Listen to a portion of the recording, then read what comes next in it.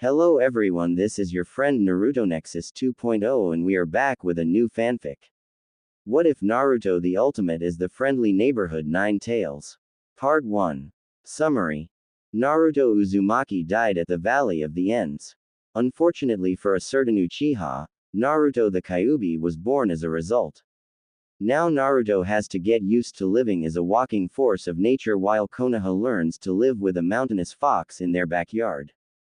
Regular speak. Thoughts and flashbacks. Demonic or animalistic speak. Demonic or animalistic thoughts. Kyuubi seethed in his cage, his fur actually singed, unable to believe what had just happened.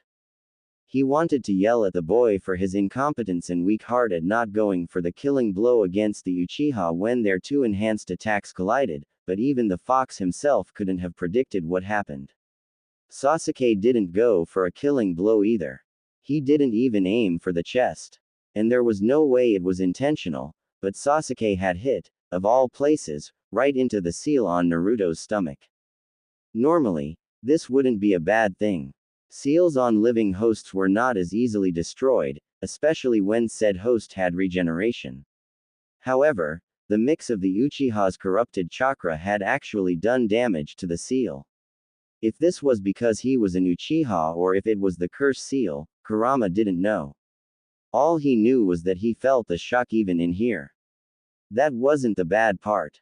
The bad part was the damage. Seals were complicated things, like multi-layered locks with extra contingencies possibly built in. The fourth seal was unlike other seals. It was infused with the death god's power, making so that even he, the greatest of the Biju, would die if this brat were to fall and never rise again. The seal had, unfortunately, lost part of its link to Naruto's life. The result of this was not Kyuubi being able to escape when the Uzumaki died, oh no. No, the result was the seal registered Naruto as dead, right now. Which he nearly was, but Kyuubi could bring him back even from being this close to death.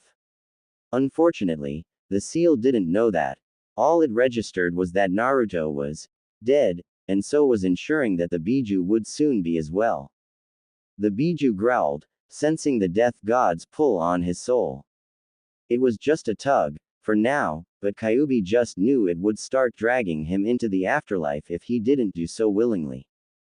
The great demon sighed, not being able to believe this was his end. I am Kurama. Greatest of the tailed beasts. I, the one who dwarfed all my siblings in strength and size at my peak. I, who could level mountains and raised waves with a flick of my tail. I am to be laid low by a few humans with a knack for sealing. Exclamation mark single quote. He thought in outrage as he slammed his fist into the ground. I guess you were wrong. Father, he said softly, thinking back to the one human he ever liked, the Rakudo Sennin. Me and the rest aren't going to be reunited in any manner of the word. He lamented softly, feeling the pull getting harder. Cold, so death's grip really is cold, he mused to himself as he looked out of his cage, spying Naruto laying in the water, unconscious even in his mind. He blinked. His red eyes blinked as he looked at the boy, untouched by death's grip. Even without Kyuubi's chakra, he still clung to life like a starving man clung to food. Even as the great demon lay there dying from pure coincidence, the boy refused to die from all the strain and injuries the battle had caused him. Kurama's eyes slowly rose to look at the seal, right where he knew the lock was. He didn't know enough about sealing to alter the seal in any way, and even if he did, there was no way to escape the Shinigami's grip. A great hum echoed throughout the cage, ripples forming in the water as the Crimson Kitsune smirked. He didn't know enough about sealing, but he knew someone that did. He pulsed his chakra, staving off the Reaper's touch, just a bit. He had a little bit more time left before he left the world, with his own legacy. Meanwhile, Sasuke panted and sighed as he looked down at Naruto's prone form, down at the side of the river, from atop the cliffside facing the direction of the Sound Village. He actually hadn't been trying to kill Naruto in the end, deciding that he wouldn't kill Itachi just to become just like him in the end. However, the lone Uchiha was a bit unsure if Naruto would survive in his defense. It was his first time using the Curse Seal's second stage, and had hit Naruto's stomach when he meant to hit the chest, opposite side of the heart, as Naruto had survived a wound there already. He shook his head, deciding to head onwards before someone showed up and finished the job for Naruto. If he got the Mangekyo Sharingan, he'd know if Naruto had died. He stopped, just as soon as he had turned, as he felt something. He turned, slowly, looking down to see that same red chakra spreading out from Naruto by about 10 feet in all directions. It caused the river water to evaporate and turn into a cloud of steam, obscuring his view as it rose out of the valley. What now? Sasuke asked in annoyance and just a touch of dread. If Naruto pulled out a final trick, Sasuke doubted he could hold his own. He fell backwards, landing on his rear, as a pillar of blood-red chakra burst through the steam, climbing high into the heavens, shaking the earth with the sheer magnitude of its power.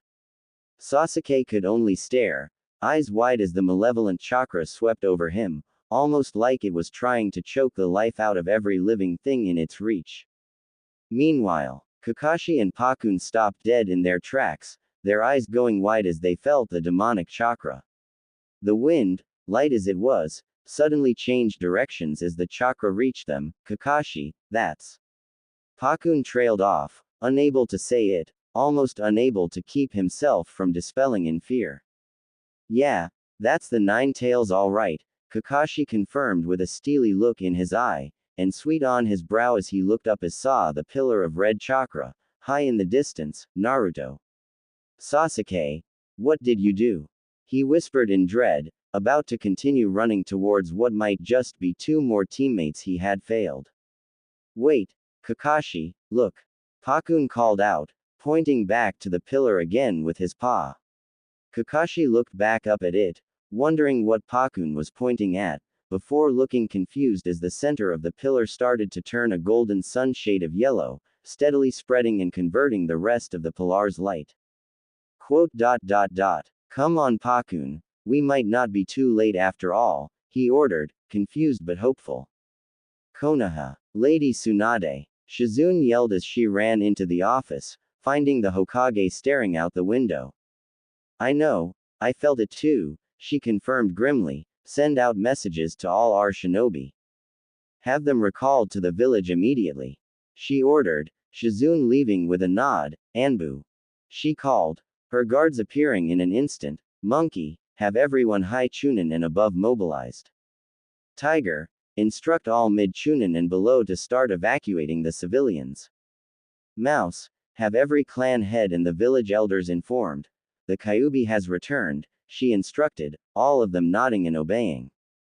But even they were obviously nervous. Naruto. Tsunade thought sadly, keeping up a strong front. Are you dead? Sarutobi's journals state that Kushina survived releasing the Kyuubi. Then again, there's little chance that your furry friend would let you live after being its prison for so long, she mused in sorrow. Jiraiya, you better get back here fast, you're the best shot we got if this really is Kyuubi returning. Valley of the End. Sasuke, like his sensei and unlike the Hokage, saw the golden chakra forming in the red pillar, spreading through the rest like a virus almost. But Sasuke, being much closer than Kakashi, could feel another change. The hate, the anger, the unholy bloodlust were all fading, but the sheer magnitude of power sweeping over the area was just as intense. His eyes dilated for a moment as the yellow chakra completely converted all the red chakra, the ground and air shaking violently for a second, before the pillar seemed to implode on itself, sending out a shockwave for miles in every direction and slowly scattering the steam. Sasuke slowly rose, barely able to bring himself to move, as he stared into the smoke, looking for any movement, any sign of whatever had caused that much power. There was no way that Naruto had all of that. Just what does he have? What does Itachi want from Naruto? He wondered numbly, unwillingly in awe of what he had just witnessed. In an instant, he saw it. On pure instinct, he activated his Sharingan, ingraining the next few moments into his brain forever. A giant hand, with golden fur and enormous claws, rocketed out of the steam clouds, straight towards Sasuke. He jumped to his right, barely avoiding the great hand as it grasped onto the ledge. The Uchiha defector followed the length of the rather lanky arm, the strike having dispelled the smoke even more, and locked eyes with two giant slit blue eyes that were coming towards him, very rapidly, along with a set of equally giant fangs. Turning around to run as fast as he could, he soon found that his now enormous foe had leapt completely over him and landed at relatively short distance in front of him, making the Uchiha skid to a halt and back up.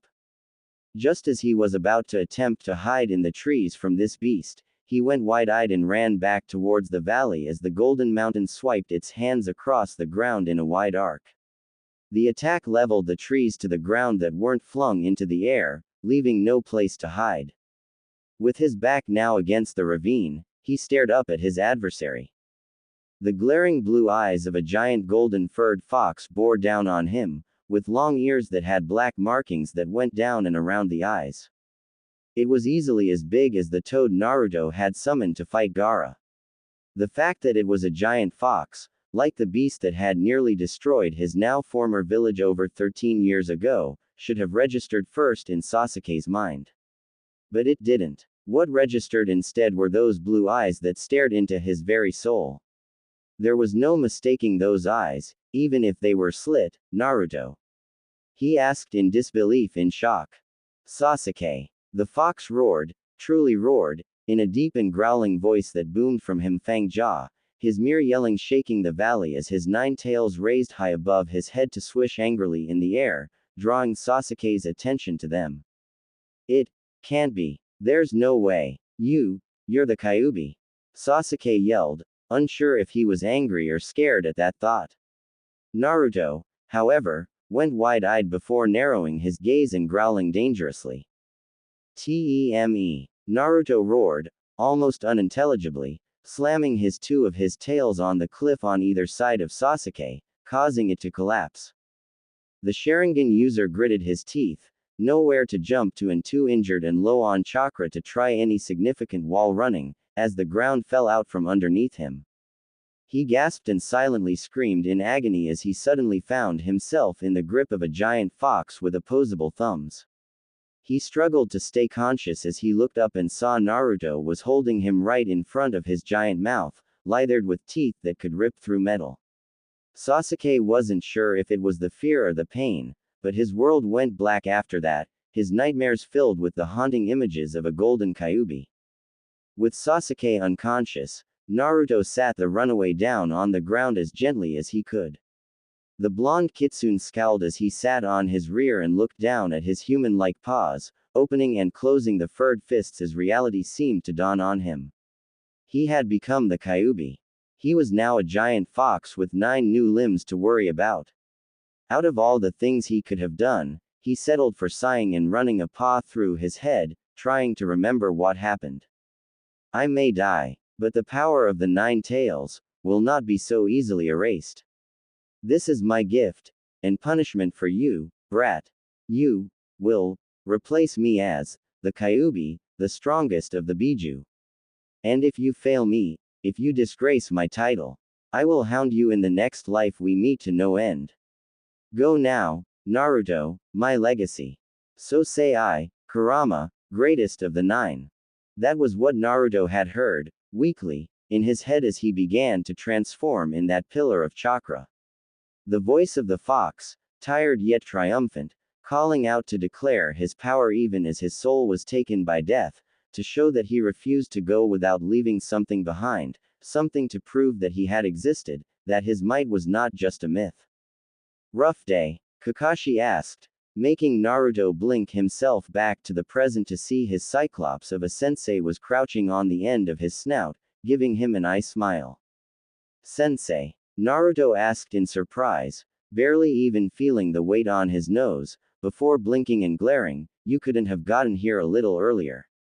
He yelled, making Kakashi cringe and cover his ears while sending a lot of chakra into his feet to keep from being launched off. Don't yell. You'll make me go deaf. Kakashi yelled, his ears ringing a bit. Well, at least I know that's you, Naruto, he said, sticking a finger in his ear to hopefully clear it out. You know anyone else with blonde hair and blue eyes that is related to the words, Kyuubi no Kitsune? Naruto asked dryly. Right, right, Kakashi said sheepishly. There, any chance you can make yourself smaller? Preferably in human form, but a fox would be fine, he asked hopefully. Naruto stared at the silver-haired Jonin for a long time, making him very uneasy. What? He asked with a sweat drop. First off, get off my nose. My nose is starting to itch and my eyes are starting to hurt from trying to look at you there, Naruto requested evenly, getting a noise of understanding from Kakashi, who jumped down to stand on the head of Uchiha Madara, the statue closest to Naruto at the moment. Can you hear me up there, with those big ears? Kakashi asked curiously as he watched Naruto scratch his new nose. Yes, I can hear you just fine, Naruto answered with a sigh, and I just got this body. What makes you think I know a thing about making it smaller, let alone changing it into something else? He asked plainly. It was more wishful thinking than anything, Kakashi admitted, scratching the back of his head idly. You're not at all curious about what happened? Naruto asked with a raised eyebrow. In regards to the battle itself. Another time. As for what happened to you, I'm going to assume that Sasuke Chidori you in the seal. Kakashi guessed, Naruto's ears perking up a bit in surprise of that accurate guess, before dismissing it with a massive shrug. Quote. Shouldn't we get him back to Konoha? Naruto asked, jamming a thumb, and two tails, in Sasuke's direction only to blink and realize another Kakashi was already over there at the boy's side. I sent a clone to check on his vitals. He's exhausted and got a lot of stuff broken, but nothing seems fatal, Kakashi answered, looking sidelong up at Naruto, looking very unsure. I'm just trying to figure out how we should handle. He paused to wave at Naruto's massive size, this. Naruto sighed, a bit tiredly, at that reminder. Yeah, I don't think they'll be too happy to see a nine-tailed fox walking up to the village, Naruto admitted, his ears drooping. Quote. Naruto, you okay? Kakashi asked in concern. The golden kitsune gave him a tired, dry glare. No, sensei, I'm not. My best friend just tried to kill me. I'm tired, I've turned into a giant walking natural disaster, and I just want to go home and sleep. Naruto admitted. Quote. Sounds like a plan to me, Kakashi said with an eye smile, getting Naruto to perk up, looking at him oddly. Quote. My prank senses are tingling, Naruto said curiously as Kakashi chuckled and headed over to Sasuke, picking him in his arms. Naruto blinked as he looked over his shoulder with what looked like a glare, but was actually a squint. He hummed before shaking his head and walking onward with Kakashi. A man with a face that was half pitch black and half pasty white, and appeared to be part Venus flytrap, came out of the bark of a tree, sweating bullets as he stared at the behemoth of a fox. This could be trouble, the two voices said, each equally worried, as he disappeared into the tree again to report to the Akatsuki. This was not good, at all. A Kyuubi, however inexperienced, was not a foe to take lightly. Meanwhile, Kabuto flinched as he perceived the scowl beneath Orochimaru's now bandaged face. The snake Sannin had been forced to use a different body to switch with or risk dying, meaning he'd have to wait 3 years to switch again.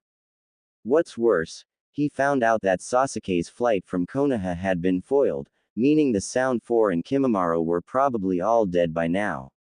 Honestly, Kabuto couldn't think of a way this could end without his master being furious at the loss of the Uchiha.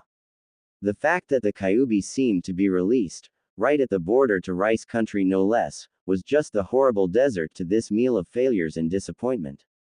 And yet, Kukuku, Orochimaru laughed with a small smirk. How very interesting, he commented with dark amusement. Lord Orochimaru? Kabuto asked, stunned at the reaction. You felt it, Kabuto. The hatred, the bloodlust, the malevolence crushing over the lands like a plague. Orochimaru asked toyingly. I did, Lord Orochimaru, but but it feels as though it's faded away, Kabuto answered, a bit unsure. Exactly, Orochimaru affirmed smoothly, and yet, the oppressively massive chakra remains. One can feel it miles away, but it lacks the malice the Kyuubi has always possessed. What could that mean, milord? Kabuto asked, confused and a bit worried. If I had to hazard a guess, I'd say our dear young Naruto has just stumbled his way into a new state of existence, he said musingly. A new state, milord? Surely you're not saying that? Kabuto asked in alarm, unable to understand this very simple idea. That the young container has become what he contained, the Kyuubi. Orochimaru confirmed with another chuckle, perhaps I was a bit too hasty. After all, depending on how Konoha reacts, I might have just found something new to study.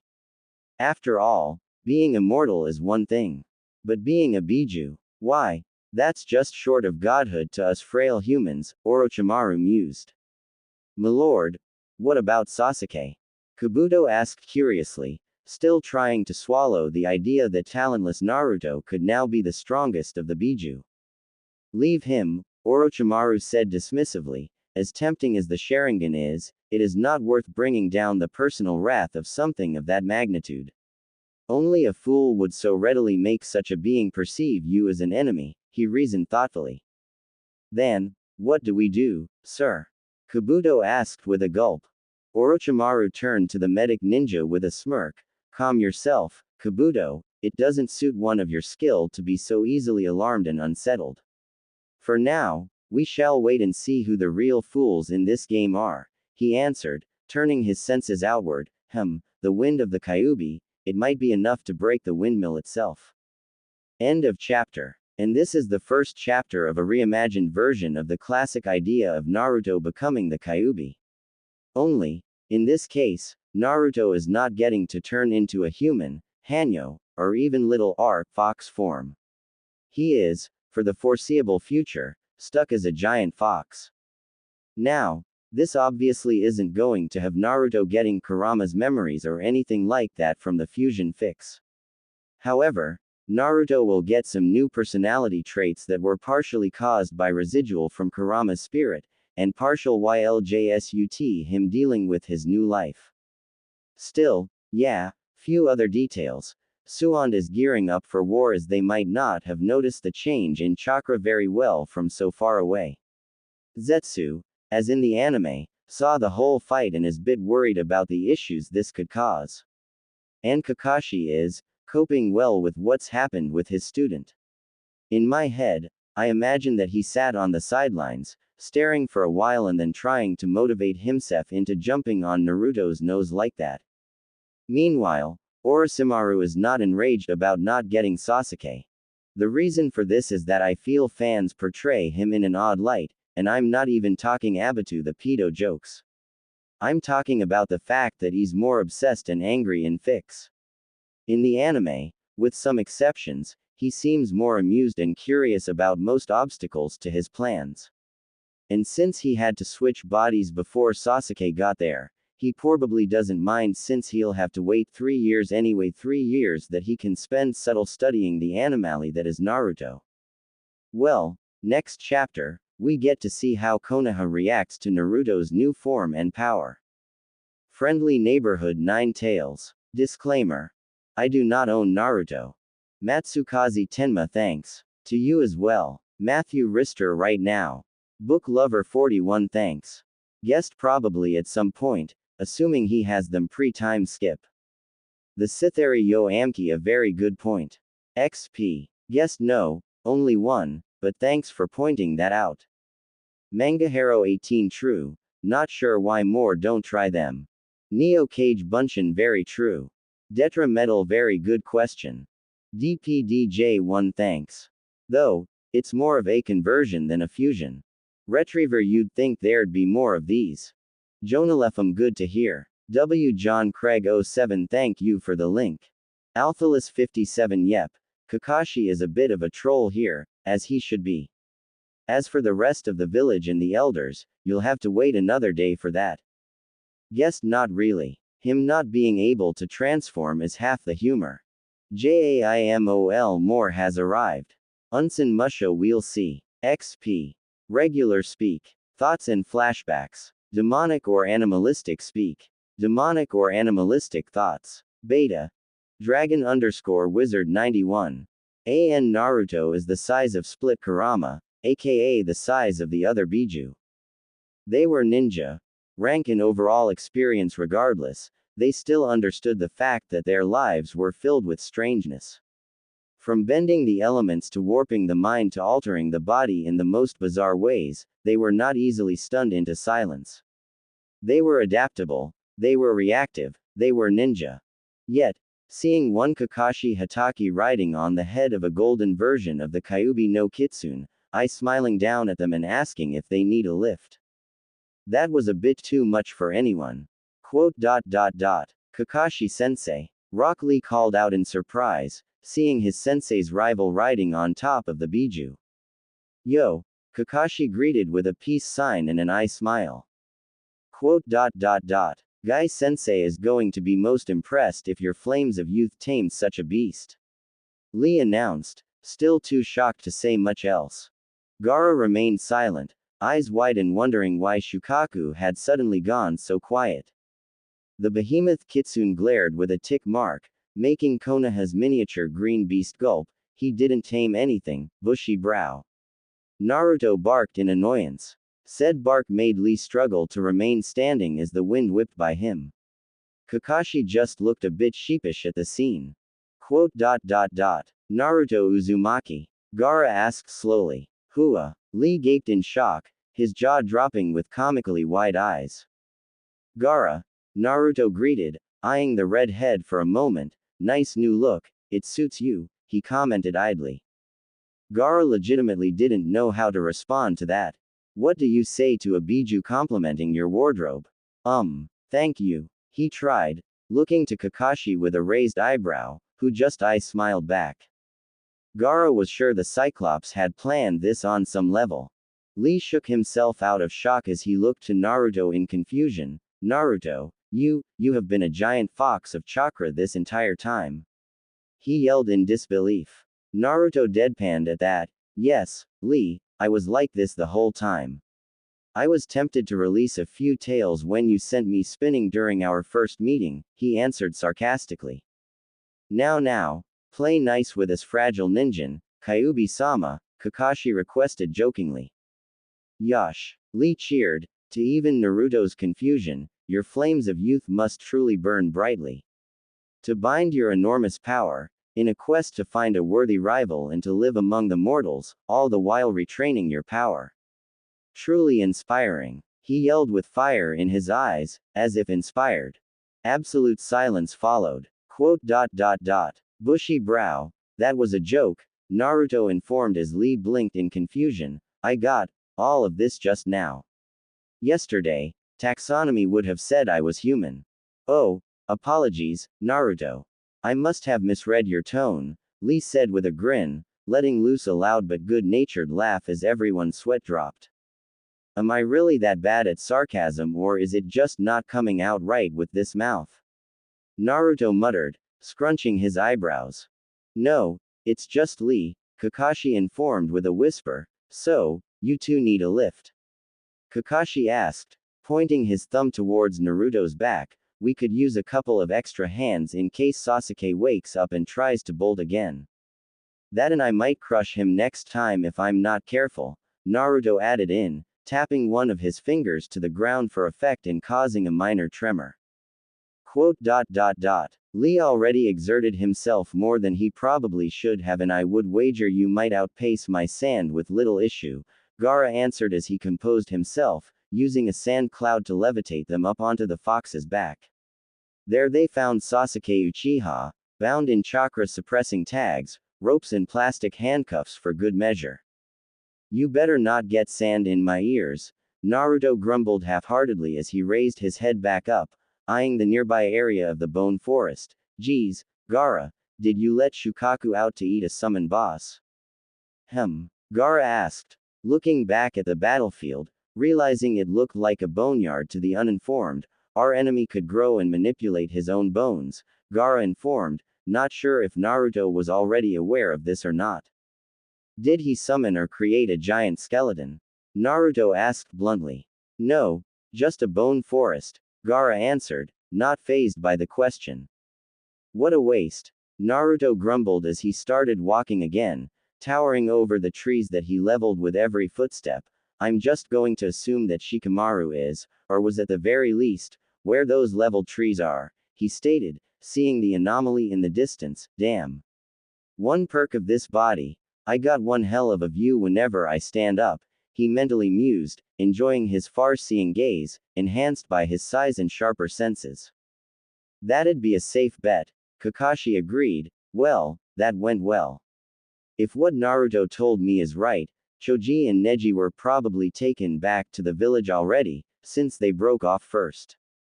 Shikamaru and Kiba might still be there, with or without the medics being there, but they might already be running from the giant nine-tailed fox, Kakashi mused to himself. Meanwhile, holy shit, Tamari whispered in terror as she and Shikamaru ran and slid through an opening under a pile of trees. No one said anything about Biju. She snapped to the Nara, feeling the vibrations in the ground get louder. She had seen what the one-tailed Tanuki could do, she had no desire to see what the nine-tailed fox could do. News to me too. I thought the Kyuubi was dead. Shikamaru retorted, sweat gathering on his forehead. What? You can't kill a. Tamari started, only for Shikamaru to cover her mouth quickly and point ahead of them, above from their laying position. There, bottom half pinned under the trees and smirking back at them, was Tayuya of the North Gate. Hello, she greeted, a small trail of blood leaking from her mouth, as they stared at her in horror. I'm going to die here, shitheads, there's damn near next to no chance of avoiding that. Still, I think I'd rather enjoy taking you cunts to hell with me, she said as they went wide-eyed, too far away to grab her and with too little room to attack her, not to mention the shaking getting worse and worse. Hey furball. Come here, I got a snack for you. A leaf sand banana split. Don't worry, you can have me as the cherry on top. She yelled up to the sky with a vicious grin. Wow, the ladies really do go for the cute and fluffy stuff. One is already offering their virginity to you, a voice said from right above the tree logs. Wait, I know that voice, Shikamaru mused, Tamari nodding in confusion. What the you got to be shitting me? Tayuya growled in frustration. Good news, shitbrains, it's your friends. Now get out of here so I can gag on my own tongue in peace, she informed with a scowl. The two blinked, looking to each other before slowly crawling back out.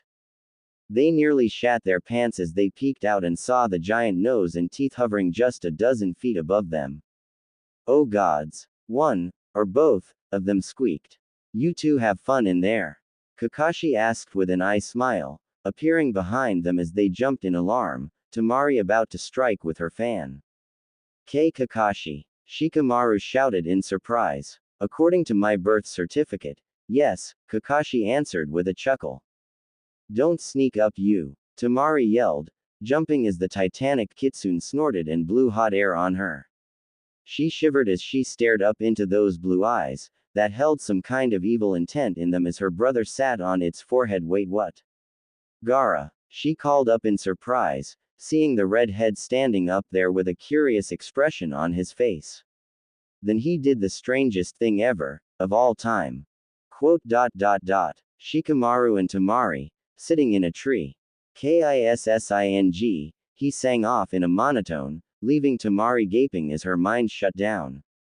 I fail to see what this has to do with being a younger sibling, Naruto, Gaara commented in confusion. Gaara. While I may not have a family, I have observed many in envy. And siblings, older and younger, always take time out of their days to embarrass their siblings every now and again, Naruto said sagely with an amused yet tired smirk. Wait, Tamari said slowly.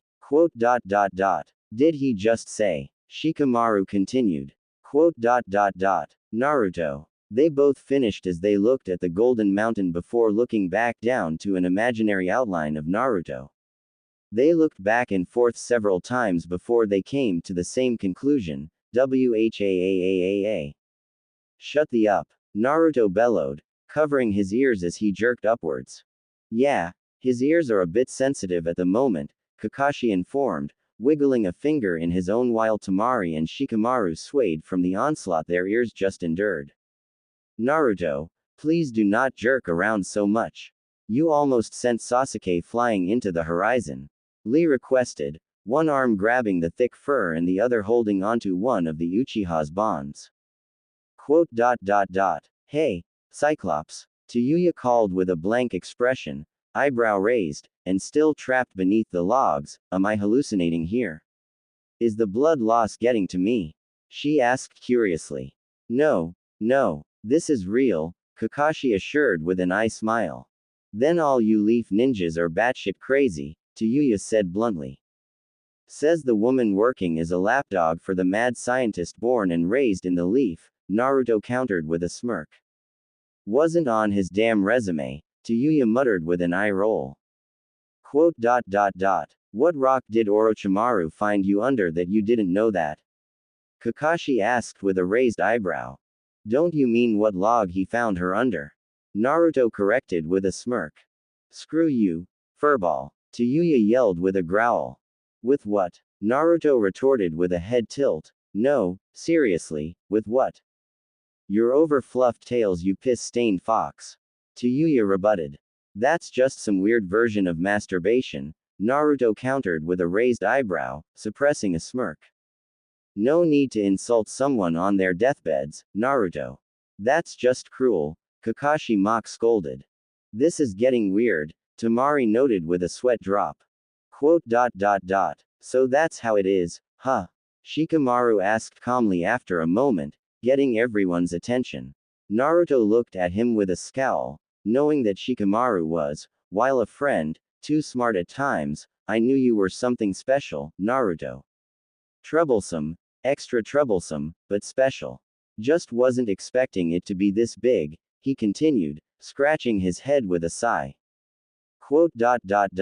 Just get your pineapple head on my back before I leave you two behind, Naruto grumbled with a glare, holding out a palm for them as Kakashi shunshined back onto his head. Kakashi, get back down there, Naruto said bluntly as he lifted the two intellectuals up far enough to jump the rest on their own. Huh, how come? Kakashi asked curiously. Cause we're not leaving her, Naruto answered bluntly. What? Why the hell would we save her? Temari asked with a scowl, Shikamaru raising an eyebrow. What about me? Tayuya called up, straining her ears to hear anyone besides the overgrown fox. Naruto, she's an enemy ninja, Shikamaru pointed out. Naruto let out a long and annoyed sigh, one of his tails snapping in aggravation. Okay, the nice answer is because I don't want to leave a fellow ninja in a state where she's likely going to be either eaten alive by wild animals or captured by anyone else that might have been drawn by all the commotion, but if you want a pragmatic answer, it's because she works for Orochimaru and can give us info after we save her. Naruto answered, his voice getting louder with his frustration. Or did I dream up that class lesson that shinobi use capture and interrogation? There was a long silence after that before Kakashi looked over his shoulder, eye smiling at the passengers. Anyone else want to argue with my adorable and fluffy student? He asked cheerfully. You're his sensei. Control him, Temari whispered with a glare. A. He can hear you. B. I'm not stupid enough to try. C. Even if I was, the answer is still hell no.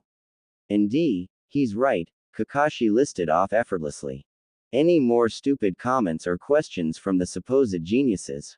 Naruto asked dryly, Temari gulping a bit but remaining silent. No. Good. Sensei. Hurry up so I can go home. I believe Naruto's flames of youth are being replaced with flames of annoyance, Lee commented to himself. You know, if you are just going to freaking torture me, feel free to just eat my ass, Tayuya said flatly. Sensei. One more sex joke and I'll never let you read Ika Ika in peace. ever, Naruto warned, making the man pause, looking up at the blonde as if debating if the Biju could actually succeed in such an endeavor. Quote. Think you can lend a paw here? Kakashi requested, motioning to the logs. Naruto gave an enormous eye roll at that. Lazy pervert, he muttered, starting to move aside the, to him, tiny bits of wood while trying not to further crush the red head. Quote. This is one of the weirdest days I've ever had, Tamari commented with a sigh as she sank down onto the soft, golden fur. Tamari, Gaara said, causing her to look up at him curiously. What did Naruto mean by a weird version of masturbation? He asked with a head tilt. There was an awkward silence, which was quickly and violently broken by the new Biju. Oh hell no. Gaara, you are not getting an advanced birds and bees lesson on my back. Naruto snapped, glaring over his shoulder at his passengers, making them all shiver under the gaze of the giant blue orbs. It's bad enough you're using a goddamn Biju as a taxi service, leave the some dignity, Yuya commented, a clone of Kakashi holding her bridal style as the original jumped back on Naruto's head. Now you're on his side? Shikamaru asked with a raised eyebrow. The crippled sound Kunoichi shrugged, I'm royally and screwed just as epically no matter what I do. I figure I might as well as enjoy whatever is going on here, Yuya said with a shrug as Kakashi's clone brought her up onto Naruto's back, staying around to keep an eye on her. Quote. So, what was that about you and Gaara's sister doing the split, Shikamaru? Naruto asked with a dry smirk as they both face-palmed. Quote. I feel like I'm not getting a reference, Gaara commented blankly. Kakashi and his clone just chuckled to themselves. Well, this just keeps getting more interesting, Naruto. He asked as the fox trotted. Interesting, right, exactly the word for it, Naruto muttered with a small smile. Meanwhile, Konoha wasn't the only one reacting to the birth of the new Kyuubi. No, most of the continent knew something was up by now. Perhaps few more so than a single red-headed Kunoichi in the grass village. Being a censor, Karen had sensed something going on in the east, something powerful but distant. But the moment the full power of the Kyuubi had been unleashed, the instant that pillar of vile chakra formed, she collapsed to her knees, retching as her stomach emptied its contents onto the ground. It was too powerful, too sinister and overwhelming for her to even cope with. As if it was going to burn away her soul. Her entire body went numb as she mentally stared at it, unable to look away. She didn't even realize her nose started to bleed from the stress it caused her, or that her arms clawed into her side. Then, all at once, there was a light in the darkness, a gentle warmth amongst the burning hatred. It was small at first, but quickly grew as the hatred weakened, as if cleansing or feasting on the hatred of that chakra to add to its own. With time, the flicker of light became a beacon, then an fire, until it was like she was staring into the sun itself. Comforting and life-giving, but completely overwhelming all the same. Quote. Where am I? She asked, blinking herself back to consciousness, finding herself in a hospital bed. You gave us quite a scare there, Karen, a female voice noted. Karen's head shot up and stared at the woman next to the door, Kasukabe. She greeted in surprise. While Karen wasn't exactly happy with the situation she inherited from her mother, she did have some allies among the grass, if not outright friends. This petite, short-haired brunette with brown eyes was certainly one of them. The Kusa Gensui was a bit worried when one of our most gifted censors fainted in the middle of the street, the Chunin commented idly as she sat on the bed, a white cat with two different colored ears, one brown and the other gray, sitting on her lap. Karen rolled her eye at that title. Since they weren't one of the major villages, their leader wasn't officially recognized as a kage by the rest of the world. So, the person running a lesser village either gave the middle finger and took the title anyway or, more normally, took up a different title. The Kusa Gensui, or Grass General, was theirs. Karen, what happened? Yu Kasukabe asked with a serious expression as she petted her cat. Quote dot dot dot. I don't know, Karen answered absently, mostly honest. I felt this, chakra isn't even the word for it. It was like looking into the heart of hatred itself. But the raw power it excluded nearly crushed my mind, she answered softly, clenching the bed sheet. Calico sensed it too. You answered, her cat meowing his agreement. He said it was like being the mouse for once, only against a saber-tooth, she quipped lightly, her feline friend glaring at her jab. Quote dot dot dot. Kasukabe, what did happen? Karen asked curiously, cautiously. The Chunin shook her head. We're still verifying it, with scouts heading to the border, but, she paused, looking at Karen with a steely glance, we think the Kyubi returned, at the border of the land of fire no less, she answered with a scowl. Karen gasped openly at that, her eyes dilated as she processed that. How far? She asked numbly. The Valley of the End, by the looks of it, you answered solemnly. It hit Karen like a ton of bricks. That's still 2 whole countries away from here, nearly 3. All that distance and it was still that intense. She thought in disbelief. She had known about the Biju, everyone did, but she never imagined just how outclassed the average ninja was to one of them, let alone the strongest of them. Karen, Kasukabe spoke strongly, putting a hand on Karen's shoulder, snapping her out of her trance. I know you've been through a lot already, but can you tell me where the Kyubi is now? She asked, leaving the unspoken question in the air. Is it getting farther away or closer? Karen would normally be a bit annoyed at that moment, but swallowed her tongue as she cautiously leaked her sensor ability back out. She was very glad she couldn't go blind with her sensing ability, or she would have already. She blinked as she found what she was looking for. I have good news in. Karen trailed off unsurely. Bad news? Kasukabe asked with a raised eyebrow. No, I don't know what to call it, but it's news, Karen answered in confusion. It is getting further away. I'd say it's a halfway to the center of Fire Country, but don't quote me on that, she answered, having trouble locking onto that mass of chakra's precise center. That is good. I can tell the Gensui were not about to die, Kasukabe said with a small smirk, and the other news. Quote dot dot dot. I thought I was imagining it or just feeling relief after my sensor ability shut off, but. Karen paused, scrunching her eyebrows. It's different. What is? The Kyubi? Kasukabe asked with a frown. Yeah, it's. The hatred is gone. All the malevolence, everything is gone. Now it just feels warm. Still massively powerful, but not burning your mind with hatred. Karen rambled a bit. I have no way to describe it adequately. Am I making sense at all? Yes. What you're saying? Not really, Kasukabe answered, not sure what could make a Biju change the nature of its chakra. That thing must really not like Konoha. If it's heading Ba, Karen muttered, freezing in shock. Karen, you questioned in concern, seeing the red head sitting there with a pale expression.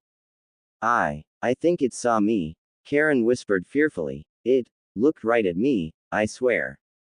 Meanwhile, Naruto, everything okay? Kakashi called up from the rocky river, seeing Naruto looking off to the northwest with a suspicious glare on his face, giving him a very angry look. I think someone is watching me, Naruto noted idly, everyone's sweat dropping. Yeah, probably everyone in the elemental nation is one way or another looking in your direction, was the general thought shared amongst everyone. Anyway, Kiba and Kankuro aren't here, Kakashi said as he looked around the area again. They must have killed their opponents and hightailed it out of here when they saw us coming, he deduced. Can't imagine why, Tamari muttered sarcastically. Naruto ignored that, focusing on his sensei's words, opponents. Kiba was only fighting one guy, Naruto noted with a head tilt. Well, this other guy is either a twin or a clone, so he might have been hiding somewhere, Kakashi answered with a shrug. We'll get the story from them when we get back, Naruto decided with a shrug as his sensei jumped back on. Any more stops? Unless you want to go sightseeing, Kakashi suggested, holding his hands up in a shrug. Maybe tomorrow.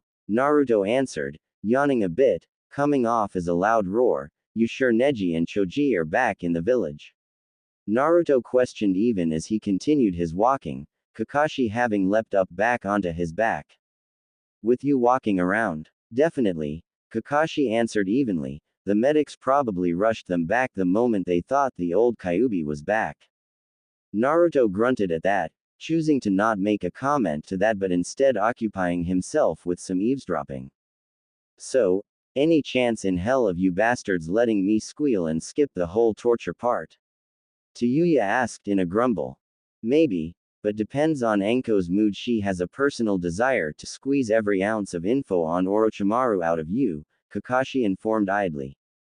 Great, Tayuya muttered. Still, assuming you don't try to lie or leave anything else, they might be lenient since none of ours died on this mission so far at least, Kakashi added on thoughtfully.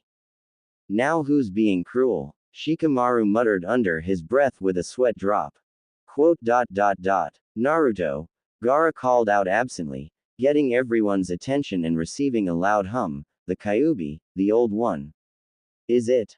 He's dead, Naruto answered bluntly, no obvious show of sadness or happiness over that fact. Gaara's eyes went wide at that statement. Gaara, are you okay? Temari asked, leaning over to place a hand on his shoulder in concern. Gaara slowly looked to her with shocked eyes. He's wailing, he answered numbly as Temari looked confused. Shukaku is sobbing. Temari looked shocked at that herself, the rest as well, openly gaping at her little brother while Kakashi narrowed his eye at that. But unseen to the others, Naruto scowled as he marched on towards home. End of chapter. There we go, chapter 2. Here we have Kakashi and Naruto pranking everyone by being completely and utterly casual about the Naruto is a Kyuubi no Kitsune now thing. Naruto, while understandably drained, is enjoying it all the same. And someone needs to teach Gaara a few things, apparently. Anyway, Tayuya got saved, but her ultimate fate is up for debate. Who knows, maybe Naruto will eat her, lol. As for Karen, I did some research and found that she was in Kusa for a while, so I had her still there when this went down and boy did she get overloaded.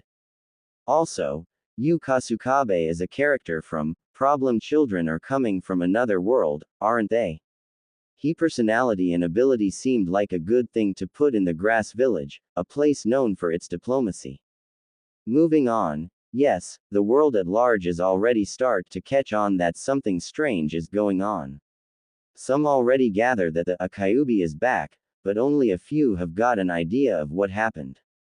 Final knot, I came up with the title Kusa Gensui because the 5 major villages are the only ones with recognized cages. In the filler with the Star Village, Sakura even found it surprising that the village called its leader a cage, hinting that anything like an Amekage or Kusakage would equally be seen as odd. Not much else to say. Hope you all enjoyed this. The trek to the village was quiet. Or, at least as quiet as a walking kaiju kitsune could be. So, we're just going to walk straight up to the village like this? Shikamaru asked slowly. Yes, Naruto answered bluntly.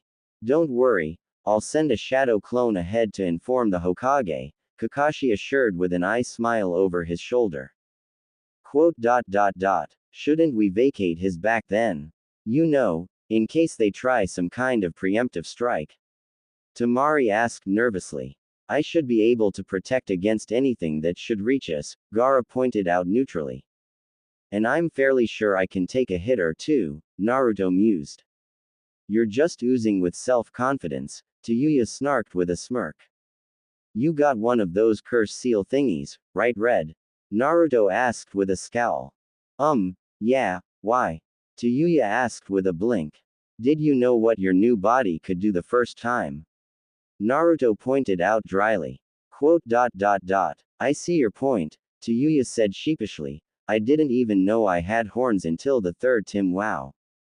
The entire mountain of fur, muscle, and chakra came to a complete halt, sending everyone jerking and Kakashi nearly falling off the head. What the hell, Naruto? Shikamaru asked, blushing as he found his head between Temari's open legs. Quote dot dot dot. You had horns, Naruto repeated in a deadpan. Red, please tell me that somebody made horny jokes. Everyone, especially Tayuya, face palmed at that. Yes, asshole, they did. She answered in irritation. Oh, thank you. Someone had to have, but I'd rather it not be me, Naruto said with a sigh of relief as he began walking again. Naruto, a little warning would be most appreciated. Lee called, nearly losing his lunch at that sudden stop. Which he found strange, as he never had that problem before when moving at high speeds, but he had never rode a biju either. Consider it training for riding on a giant summon's head. Naruto called back with a chuckle. That is true, Kakashi admitted. Though, in fairness, fur seems to be harder to hold onto with chakra, he mused thoughtfully, remembering riding on some toads with his sensei a few times. Quote dot dot dot. Naruto. Gaara spoke up. Shikamaru had his head between Temari's legs. Does that warrant another song? Gaara asked curiously. Kakashi almost laughed as he saw the enormous ears perk up at that and felt the massive muscles moving beneath his feet as the eyes widen. What the air you two doing on my back? Naruto yelled in outrage. Nothing. We swear. Temari promised quickly. It was an accident, honest. Shikamaru added in. I don't know, your face was getting really deep in there, Tayuya teased with an evil smirk as they glared at her. What is with you? Temari yelled in a hiss. You paralyzed me, Tayuya hissed back. Ah, to be young again, Kakashi said wistfully. They can be young off my back. Naruto snapped. New rules. No, making out, or anything else eki on my back. I'm not a taxi and I am not a place for a quickie. Quote dot dot dot. Not even if it's two girls. Kakashi proposed with an eye smile. Quote dot dot dot. Maybe. Naruto conceded after a long moment. Really? Temari asked blankly. My back, my rules. You got a problem with it, I can give you the express route home, Naruto said, making them all flinch as one of his tails snapped in the air. Quote dot dot dot. You know, a shadow clone might dispel on the way. I think I'll go in person, Kakashi said cheerfully as he walked to the side of Naruto's head. Wait, you're leaving us here alone? Temari asked with a bit of panic. Of course not. I'm leaving you with my fluffy student. He'll take good care of you, Kakashi promised as he jumped off the side and vanished in a swirl of leaves. Temari watched over the edge, to where he had vanished, slowly looking up to the Goliath, slit blue eye, watching her without amusement. Got a problem with that, Sandy? No, everything is peachy, Temari assured quickly, scurrying back to her seat. Quote dot dot dot. What the ever-living shit is wrong with you? Tayuya asked blankly. I'm sorry, but I'm still a bit intimidated by the gargantuan forest animal filled with razor-sharp teeth, Temari said with a sickly sweet smile. We don't have many summons in Suna, Gaara filled in offhandedly.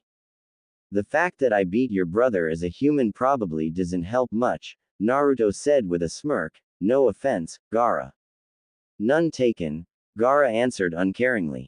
Quote dot dot dot. Wait, what? Lee and Tayuya asked at the same time. Oh, you never heard, Lee. Gaara was going full raccoon mode during the invasion, so I ended up fighting him before he killed anyone, Naruto supplied with a shrug. Please don't shrug, Lee requested weakly. Quote dot dot dot. So you up a biju, before you were a biju? Tayuya asked slowly, smirking a bit. Goddamn, Foxy. I wouldn't put it like that, Naruto said awkwardly. Shukaku wouldn't either, Gaara informed, hearing his demon grumble about the insults. At least it wasn't wailing anymore. Though, the sniffles were still a bit disturbing. They all fell into an uncomfortable silence before Naruto let loose a mighty sigh. So, okay, screw it, the silence is boring. Red, why did you join up with the snake? Naruto asked with a scowl. Tayuya paused, considering her options before giving the situation a shrug, didn't really have anything else. I was an orphaned brat in some back alley town, living on the streets, she answered uncaringly. Know the feeling, Naruto said with an eye roll. Quote. Would you have taken the offer? Tayuya asked curiously. Probably not, but just because I'd like to think the guy would have come off as too creepy for me to consider, Naruto said idly. True, but, well, no offense, but I didn't want to end up as some gross-ass toy. At least with Orochimaru I got to be a bit badass, Tayuya said with a smirk. Better than Tem's reason, Naruto said with a snort. He's still out cold, by the way, Tayuya informed. Good to hear. I really can't put up with his bull right now, Naruto said with a sigh, impatient little. Naruto, you do remember you were the smallest of us, right? Shikamaru reminded with an arched eyebrow. And now you're all bite-sized, Naruto said in annoyance. Could you all stop pissing off the Biju here? Tayuya requested with a groan. Everything we say pisses him off. Tamari countered. Sue me, pigtails. I'm tired after the day I've had. Naruto snapped with a growl. Quote. Tamari, Gaara addressed neutrally, please shut up. Now. Meanwhile, Tsunade would admit it. She had no idea what the hell she was getting into. She hadn't been here when the Kyuubi got free all those years ago, she had not seen the destruction it wrought, nor had she felt the pure overwhelming power of its chakra. The air grew heavy when it was still a distant blur, announcing its presence for all to take notice of it before they even felt the ground trembling. Everyone, get into position. She declared loudly from outside the walls before bringing her hand down as a great cloud of smoke appeared around her. Tsunade-sama, you called? Katsuya asked respectfully. Against a Biju, a summon had two initial uses, either a surprise attack or as a diversion for the demon to focus on. She chose the latter. Katsuya, I'm actually sorry to bring you into this, Tsunade said with a sigh, the Kyuubi is free again. Quote. I see, Katsuya acknowledged with just a hint of hesitation, I will aid you in any battle, Tsunade-sama, but I fear I won't be of great aid against such a foe. Tsunade smirked a bit, don't sell yourself short, Katsu. Besides, your first role here is keeping its attention while we spring some traps to stall it, she informed. Slow it? Katsuya questioned. Yeah, Jiraiya definitely felt it too, so we're holding up until he gets his ass back here, Tsunade explained with a scowl as she looked over her shoulder. There were at least 100 ninja dotting the walls of Konoha, now seemingly empty with every non-combatant in the safe houses. I don't particularly like the plan, but it is the best option, Katsuya agreed as she watched the enlarging shape approaching them. Tsunade-sama, does there seem something strange about the Kyuubi to you? She asked, sounding like she would frown if her face allowed it. She had never seen the Kyuubi in person, but something was off about it. That would be the nice shade of gold you're noticing, instead of the usual crimson, Kakashi said merrily from Tsunade's left, making her nearly jump in surprise. Not normally something that he could do, sneaking up on a cage, but with her attention on the giant fox approaching, he couldn't resist. And thank every survival instinct he had to duck under that annoyed punch, Kakashi. I thought you had gotten eaten, Tsunade commented in surprise, what took you so long? It's a long story, Hokage-sama, Kakashi said with an eye smile, however, I do know a way to help the situation, he assured confidentially. Oh, do tell, Tsunade requested, knowing Kakashi had been there that night, even if they hadn't let him participate. Surely he would have some sound advice. Stand down, Kakashi said in a blunt, calm, casual voice. Excuse me, what? Tsunade asked with a scowl, did you just tell me to stand down while a Kyuubi is marching on our village? Yes I did, Kakashi answered, unfazed and eye smiling. And why, pray tell, would I do that instead of having you committed for obvious insanity? Tsunade asked with glare. Because, as you said, it's a Kyuubi, not the Kyuubi, Kakashi answered vaguely. Quote. What are you babbling? Tsunade asked, scrunching her brow at the statement. In response, Kakashi held up a pair of binoculars for her. She raised an eyebrow, but took them nonetheless, looking through them. The Kyuubi was indeed different, as there was no way they got the hair and eye colors so far off. Instead of a fox with red fur and eyes running at the village, she had one calmly walking towards them with golden fur and blue eyes. Quote. You can't be serious, Tsunade whispered as the binoculars slipped from her hand in shock.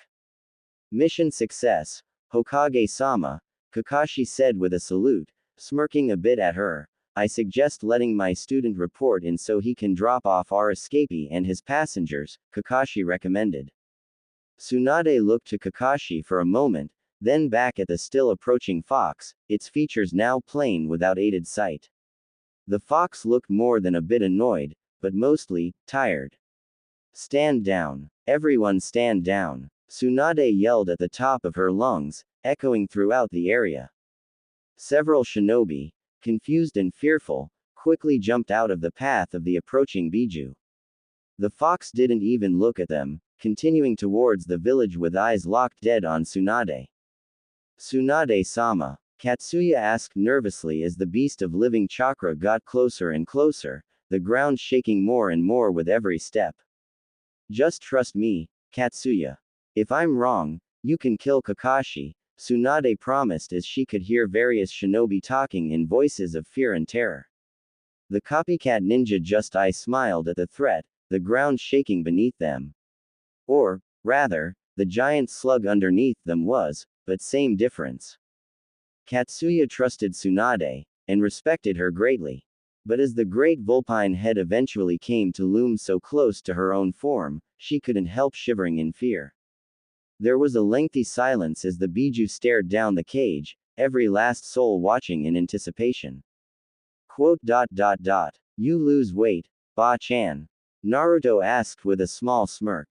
Quote. Naruto. Tsunade screamed in utter disbelief. Sure, she suspected it, but hearing it was another thing. Coincidentally, several other ninja yelled the same name around the same second Tsunade did.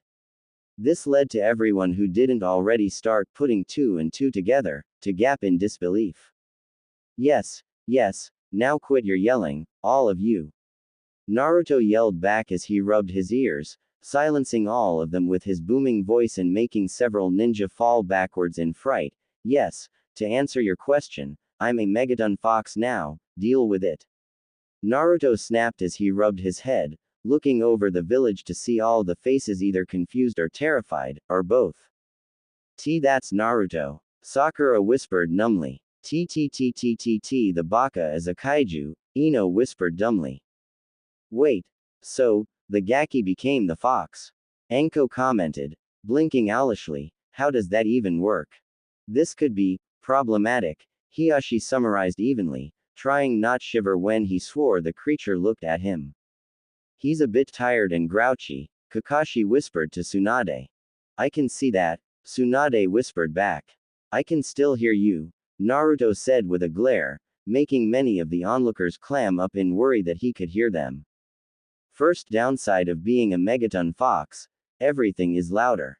Tsunade swallowed briefly as she tried to stare down the Kyuubi no Naruto. Naruto, what did you do? She asked, trying to sound stern with moderate success. Naruto raised an eyebrow at that. I won. Now will all of you assholes get off my back. I was actually starting to relax until Lee puked on me. Naruto called over his shoulder as he heard several people make noises of disgust at that. Second downside of being a Megaton Fox, everyone can hear everything you say. Sorry, Naruto, I am unused to this form of movement, Lee apologized weakly, too low for any save Naruto to hear. Yeah, bush eyebrow. Gaara, could you? Naruto requested. A few seconds later, a large cloud of sand hovered off of Naruto's back, transporting two Suna ninja, two Konoha ninja, one crippled Odo ninja and one bound traitor, the last of which was now awake and struggling in his bounds. Yeah, Duckbutt Head woke up, Tayuya commented as they were lowered onto the still nervous slug boss, the Uchiha muffling something as he tried to look at Naruto with an alarmed and pale expression, least he's gagged. You said it, Naruto said with an eye roll. Right now, he really didn't want to deal with anything, really. Mission complete. Lady Hokage, Shikamaru greeted awkwardly. Tsunade stared at the group for a long time. Anbu, get the Uchiha to a cell and the rest of them to the hospital, she ordered loudly, several masked figures appearing to take them away, a bit slower than normal as they stayed cautious around the Biju. Tsunade turned to the Suna shinobi awkwardly. You two are free to find your brother is somewhere in the village, she informed. The siblings nodded, Tamari vanishing in a shunshin while Gaara glanced back at Naruto for a moment before disappearing in a swirl of sand. The remaining group fell into an awkward silence. So, what's with the red head with the broken legs?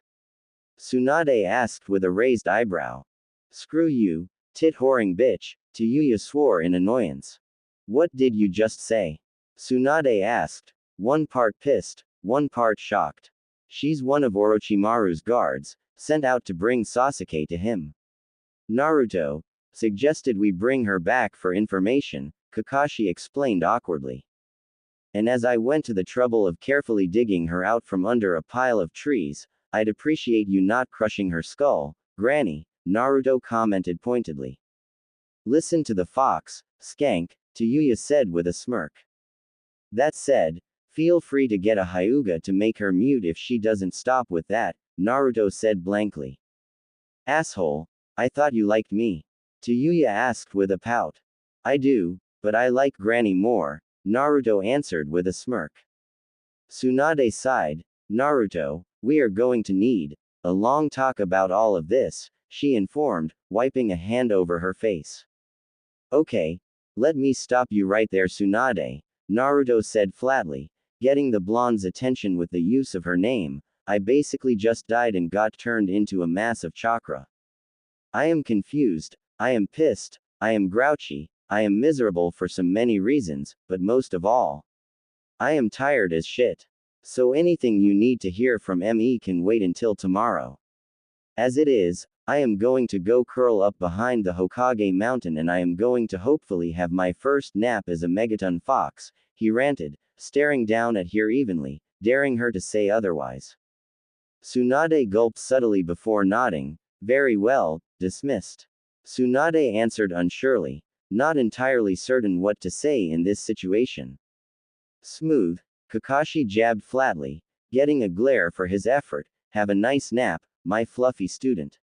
He called out with an eye smile and a wave. Naruto rolled his eyes before glancing down. Katsuya, right? He asked lazily. Why yes, Q Naruto-sama. Katsuya greeted shakily. Huh, I think this is the first time we've actually met, Naruto noted idly before shrugging. Well, as pointless as it was, thank you for helping protect the village, he commented before he started to walk around the village. Katsuya gulped. Tsunade-sama, if there is nothing else, I need to return home now, Katsuya requested, not wanting to piss all over the village's figurative front lawn. You can go, Tsunade answered in understanding, turning to Kakashi. What, in the name of my ancestors, made you think bringing him right up to the front gate was a good idea? She asked with a glare. Kakashi shrugged. We had a high-acid target, various comrades exhausted, and a crippled prisoner, and Naruto wanted to go home and sleep, so I wasn't about to argue with the, quote, megaton fox, unquote, he answered casually. And you thought that justified a village-wide panic? Tsunade demanded. To be honest, Lady Hokage. Kind of, yes, Kakashi answered bluntly as he stared at her. Completely serious the village was always going to react badly to this no matter what, at least initially.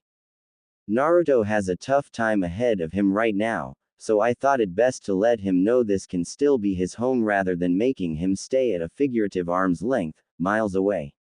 Unless you want to explain to the daimyo why there is a giant golden fox wandering and sleeping around all of Fire Country and avoiding here. Kakashi explained unapologetically. Quote. You've thought this out, Tsunade commented in slight surprise. No, Tsunade, I didn't. I just saw my student needed some reassurance and some rest, he retorted with an eye smile. Tsunade groaned as she rubbed her forehead. I should really demote you or something for this. For now, just fill me in on what you know, she requested. That, I can gladly do. Though, if you want the full story, I'd sug. Naruto's first night at the beach was quiet. That was the only word for it, really. His week atop the Hokage mountain had involved him falling asleep with the entire nighttime cacophony of the village in his ears. Drunks at bars, dogs barking, couples arguing, babies crying, people screaming from nightmares. Every sound in the village, and he had learned to tune it out. Compare that to these shores. The gentle crashing of the waves, the wind blowing through branches. Some might even call it peaceful. And he was alone in another way now. What was he going to do? Hokage was off the table. He literally wasn't human now. Protecting the village was obvious, for reasons both personal and practical. But before, he had a life beyond being a ninja. Friends, places he liked to go, and things he liked to do. How does one have a life as a biju? A very loud and sudden pop made him look over in surprise to see a large cloud of smoke. He scowled and grew fairly confused as the smell of toad invaded his nose. Nice night, Naru boy. What are you doing here, Gamabunta? Naruto asked, glancing off to the trees where he knew Jiraiya was. Why'd the pervy sage drag you out here? You look like you can't sleep, and he thought you could use some company of a similar size, Gamabunta informed, taking a long inhale of his pipe. You're not exactly the type to pop in for a friendly visit, Naruto remarked skeptically. Gamabunta sighed. Well, I've been wondering how you were doing, being this new Kyuubi and all. And I did stab you, so a visit is the least I owe you. Naruto growled thoughtfully before looking back out to the sea. I guess I can't hold it against you too much. I probably made you piss yourself. You sure did, Naruto. Naruto did a double take, seeing a much smaller toad on Gamabunta's head. Gamakichi. Wow. Dad wasn't kidding. What did that village of yours feed you? Gamakichi said with a laugh. You should have seen it. Dad actually wet himself. It was hilarious. I thought he saw the Shinigami. You little. Gamabunta glowered at his son. I told you not to say anything about that. But yeah, the old guy summoned me and had me ask Dad if we wouldn't mind paying you a visit, Gamakichi explained. What's the matter? Too important to summon us yourself now that you're some big shot with 9 tails. That just makes you 9 times a baby to us toads. Quote. If you were any bigger, I'd flick you into the ocean, Naruto said, his small smile revealing his true feelings. After that, I'd let him too, Gamabunta remarked with a snort. So, Naruto, I hear this is your new home. More like secondary home, Naruto mused, glancing back at the whale carcass. I'd have cleaned up, but I wasn't expecting visitors. Biju need to eat? Gamabunta asked in legitimate surprise. No, but we still taste stuff, Naruto answered. Perfect. That means I didn't waste my time bringing this along, Gamabunta said as he pulled something out from behind his back, that something being a sake bottle, a very gigantic sake bottle, fit for someone of Gamabunta's size, or Naruto's. Consider it a housewarming present, sans the house, Gamabunta said with a chuckle as he popped it open. Quote. Last time, I told you I was underage, Naruto reminded. But since then, I've died and become a giant-ass chakra fox. So, sure. That's the spirits. Gamabunta jabbed as he produced 2 enlarged sake cups. Besides, we never really did seal the whole henchman thing with a proper drink. Naruto snorted. Oh, so that's why you're here. You just wanted to be able to say the Kyuubi is your henchman, he countered as he picked up the cup awkwardly. It was strange. The hands were like a human's, so it was very familiar, to grab a cup like this. But it still felt off, especially while sitting on his haunches like this and how long his snout was. Well, Come on, let's see if all that chakra helps you hold your sake. Gamabunta egged on. Naruto shrugged and, in sync, they both started to drink from the cups. Go, go, go, go. Gamakichi cheered on, pumping his amphibious hands in the air. Ah, that's the good stuff. Right, Naru boy, Gamabunta said with a laugh. In response, Naruto reached over, grabbed the entire bottle, and proceeded to start chugging it without saying a word. Meanwhile, the two humans were watching this unfold with increasing uneasiness. Quote. Did you just turn my student into an alcoholic? Kakashi asked, too dumbfounded to be upset. I didn't know he'd bring booze. Jiraiya defended. I didn't think Bunta was crazy enough to try and get a Biju drunk. Apparently he is, Kakashi said, sweat dropping at the scene. And Naruto is still going. You got a taste for it, Gamabunta asked in surprise. The bottle now empty, Naruto put it down and wiped his mouth with the same arm. Not really. Just wanted to see if I could get buzzed, Naruto said in disappointment. Almost did. Then it was gone. I think my chakra burns through it too fast. Oh, I suppose that answers that question, Gamabunta mused. Perhaps something stronger will outpace it. Still, glad we could have this drink. Naruto silently looked back up at the moon. Another time, think you might be able to help me with training. Training, Gamabunta mused, humming on his pipe. I had shitty chakra control to start with. Now it feels, not just that there's more chakra, but it's different, Naruto struggled to explain. I can only imagine, Gamabunta mused. I'm not sure how much help I will be. I might be the size as a Biju, but we are entirely different kinds of creatures.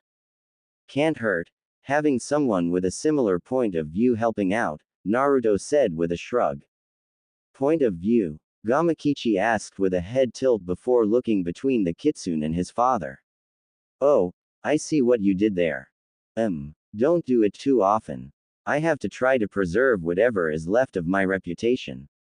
Being at your beck and call wouldn't help, Gamabunta stated. Well, about time for us to head home, Naru boy. I hope you sleep well. Farewell. See ya. Gamakichi called out with a wave. Until next time, Naruto answered with a smile as they vanished in a puff of smoke. All at once, Naruto practically flopped onto the beach, moving about to get into a comfortable position to rest. Well, I guess that actually worked, Jiraiya mused. It did, Kakashi agreed, watching his student start to slumber peacefully. So, think he'll regret sleeping in the sand?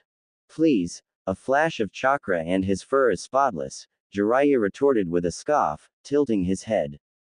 Huh, the sake bottle didn't go with Gamabunta. You're right, Kakashi realized, glancing at him curiously as he didn't have much experience himself with giant summons. Is that normal? It's not abnormal, really. Personal stuff like Bunta's blade and vest always go with him. But the stuff they don't mind leaving behind sometimes doesn't, Jiraiya answered. Can't help wondering what Naruto might do with that. Assuming he doesn't break it on accident, Kakashi pointed out, pausing before making an amendment. Or on purpose for that matter.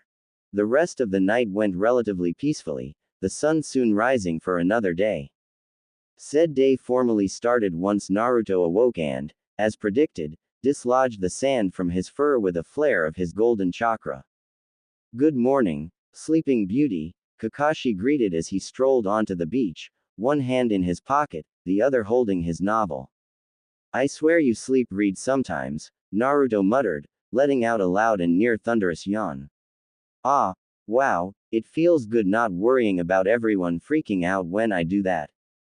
Trust me, every Anbu that's been undercover for a long time can relate, Kakashi said knowingly.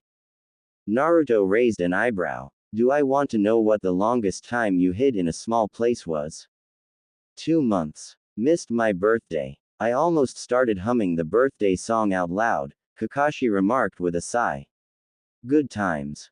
Amateur, Jiraiya said boastfully as he joined them. My record is 6 months.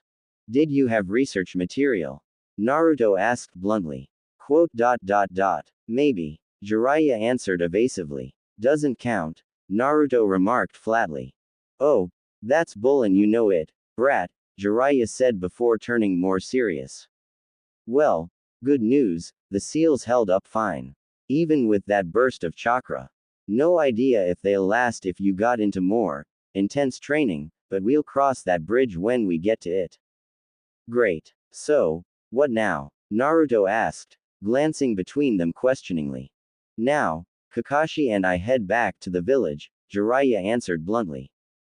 Ah, Naruto said in understanding. Well, I'll try not to destroy the place before the next shift shows up. Say hi to everyone for me. Quote. That's it, Kakashi asked carefully. Thanks for asking, Sensei, Naruto said with an honest smile. But I'm not going to start bawling my furry eyes out just because I have to be alone for a day or two. Besides, I'll be heading back with the next shift or the one after that. I'm going to sleep on that mountain at least once a week still. Fair enough, Kakashi said with an eye smile. Remember, try not to break the seals, or you'll have all kinds of tourists, Jiraiya warned. Something Naruto decidedly didn't want. Fame was a nice idea, but he knew he'd have people climbing on him all the time eventually, on dares or just to say they did it. With a wave from the Jonin and the Sannin, they made their leave. Think he'll be fine on his own? Jiraiya asked idly. Cannonball. Instantly, the two jumped into the branches of the trees, heading for the tops. Then they paused, looking around in confusion as they realized there was no rush of water or great flash. Ha, gotcha, Naruto called out with a grin on his furred face, snickering to himself. Jiraiya gained a tick mark while Kakashi just had an eye smile. I think he'll be just fine. As the two left, Naruto finished his laughter. Well, at least I can still prank people out of boredom, Naruto mused as he watched them leave, or rather heard them. There was a point where their voices and sense became, not fainter, but muted. Like something was blocking it, the barrier no doubt, which meant they were outside it now. He allowed his grin to fall into a frown, glancing off to the side, nostrils flared as he stared into the forest. A lovely pen they've arranged for you, Naruto. Naruto growled low in his throat. I thought that was your smell, Orochimaru. Took you long enough. The snake Sannin chuckled eerily, choosing to remain unseen. Anyone else wouldn't hear the voice from this distance, but Orochimaru might as well be face to face with Naruto for how well the human-turned-Biju could hear him. Oh, so you did sense me on your trip here. Hard not to. You smell rotten as ever, Naruto stated bluntly, snorting in disgust. I'm almost surprised. I thought you were going to reveal me to everyone. Or at least to my old teammate and your dear sensei, Orochimaru continued. I'm not a genius, but I'm pretty sure that you'd find this place eventually even if we scared you off, Naruto answered. So tell me, why are you here and when can you leave? Oh, I didn't expect you to be so willing to listen, Orochimaru asked with an amused hum. I've gained a lot of training in tolerating horrible voices this past week, I'm sure I can stomach yours, Naruto retorted flatly. Perhaps there is a brain in that head of yours, Orochimaru joked. Go hump a rock, Naruto barked back. Whatever you're selling, keep in mind I blame a big part of this on you. This, child, Orochimaru asked coyly. By this, do you mean your ascension? Naruto was sure that the snake Sannin could actually feel his glare at this point. You have power beyond the wildest dreams of most men, even the cages themselves. You are free of the many things that plague humans. Hunger, frailty, and let us not forget, mortality, Orochimaru said with an audible grin. I see where this is going now, Naruto said knowingly. You want to become something like a Biju. I suppose that's why you're not still pinning for Sasuke's body. My goal is to learn all there is to know about jutsu and chakra. The Sharingan is a useful tool to that end, there can be no denial. But immortality, true immortality, well now, That would eliminate the greatest obstacle. Time itself, Orochimaru stated. Assuming you can even do jutsu anymore if you were like me, Naruto said, holding up his front limbs. I still have hands and I still can't do it. A minor setback, I'm sure, for both of us. If nothing else, we're both rather stubborn, Orochimaru said mockingly. I can't argue with that, since you found a way around dying, even if it involves body hopping, Naruto mused before blinking. I suppose that's two things we have in common. Orochimaru made a noise of interest and confusion at that. We both don't have our first bodies anymore, Naruto explained. Ever miss it? Yes, Orochimaru answered knowingly. No skin is quite like your first. Naruto grunted. So, let me take a guess. You want me to let you get some of my furs or something to study, and as a trade, you'll help me find a way to take human form. Naruto listed off neutrally. Pass. Such a shame, Orochimaru mused. Is this the part where we have an epic clash, oh great Kyuubi? No, Naruto answered flatly. No, it's not. Not going to try to fight me. Is the mighty fox wary of the trespassing snake? Orochimaru taunted. More like I don't care to play with a snake's shed skin, Naruto said with a snort. Silence was his answer. I know you're not stupid. You wouldn't come all the way down here in person. You're either a clone or have some weird jutsu to possess somebody. I could be wrong, but by the smell, I'd guess you're using a corpse as some nasty puppet. Clever, Naruto, clever, Orochimaru praised, clapping softly in praise.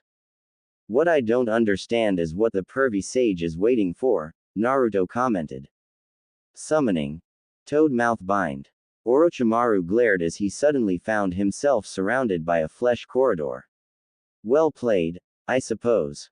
Thanks, that means so much from an old friend like you, Jiraiya remarked with a dry smirk, on the same tree as Orochimaru, on the opposite side. I was referring to Naruto, Orochimaru countered. Oh well, I suppose there is no use in continuing this. Perhaps we'll come to an arrangement another time, Naruto. Arrange your ass, Naruto snarled. Don't bother, Jiraiya said as he dispelled the summoned toad's stomach. He came around the tree, finding there was indeed a corpse lying against the tree trunk, lifeless eyes staring up. He's already gone. Also, arrange your ass. Yeah, I realized how bad it sounded when I said it, Naruto grumbled. You knew he was following us. I knew someone was, even since you stared at that mountain on the way here, Jiraiya remarked with a frown. Why didn't you say anything before? You mean not wanting to blow whatever plan you had cooked up? Naruto asked with a shrug. I wanted to hear what he had to say. Naruto, relax, I'm not interested. I don't want an Orochi Biju any more than you do, Naruto assured casually. But I wanted to know what he was after.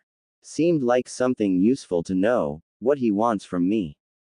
I almost thought, becoming a Biju, was too obvious an answer for him. Don't get me wrong, Naruto, I don't think you'd betray us or anything, Jiraiya assured. Just that I'd be stupid and desperate enough to do it by accident, Naruto finished without accusation. Well, to be fair, you were tricked into stealing the forbidden scroll once, Jiraiya reminded delicately. Oh, yes, an orphan boy was tricked by the one sensei that acted remotely understanding to him, Naruto retorted with an eye roll. Be more alarmed that an academy student could have run off with it if I hadn't stopped to learn from it. Can't argue with that, Jiraiya agreed. Well, the barrier is secure with him gone, if only for now. Yeah, why did you let him find this place? Naruto asked with a raised eyebrow. I thought we were going to fight him on the way here. Orochimaru is smart enough to figure it out after a while. I wanted to confront him here and now and not leave it to some unlucky Chunin Tsunade assigns to come down here, Jiraiya explained with a frown. You need to be careful, Naruto. It's entirely possible that someone might come here and try to seal you away. It'd probably fail, given you're the Kyuubi now, but still. Naruto frowned. Not a thought he wanted to dwell on more than he had to. He had heard more than a few conversations about sealing him around the village. He imagined a few more were happening now that he was out of earshot of the village. Don't look so glum, Jiraiya said with a sigh. Sealing any biju isn't easy. You need a strong seal, a vessel that can survive holding one, and you actually have to subdue a biju.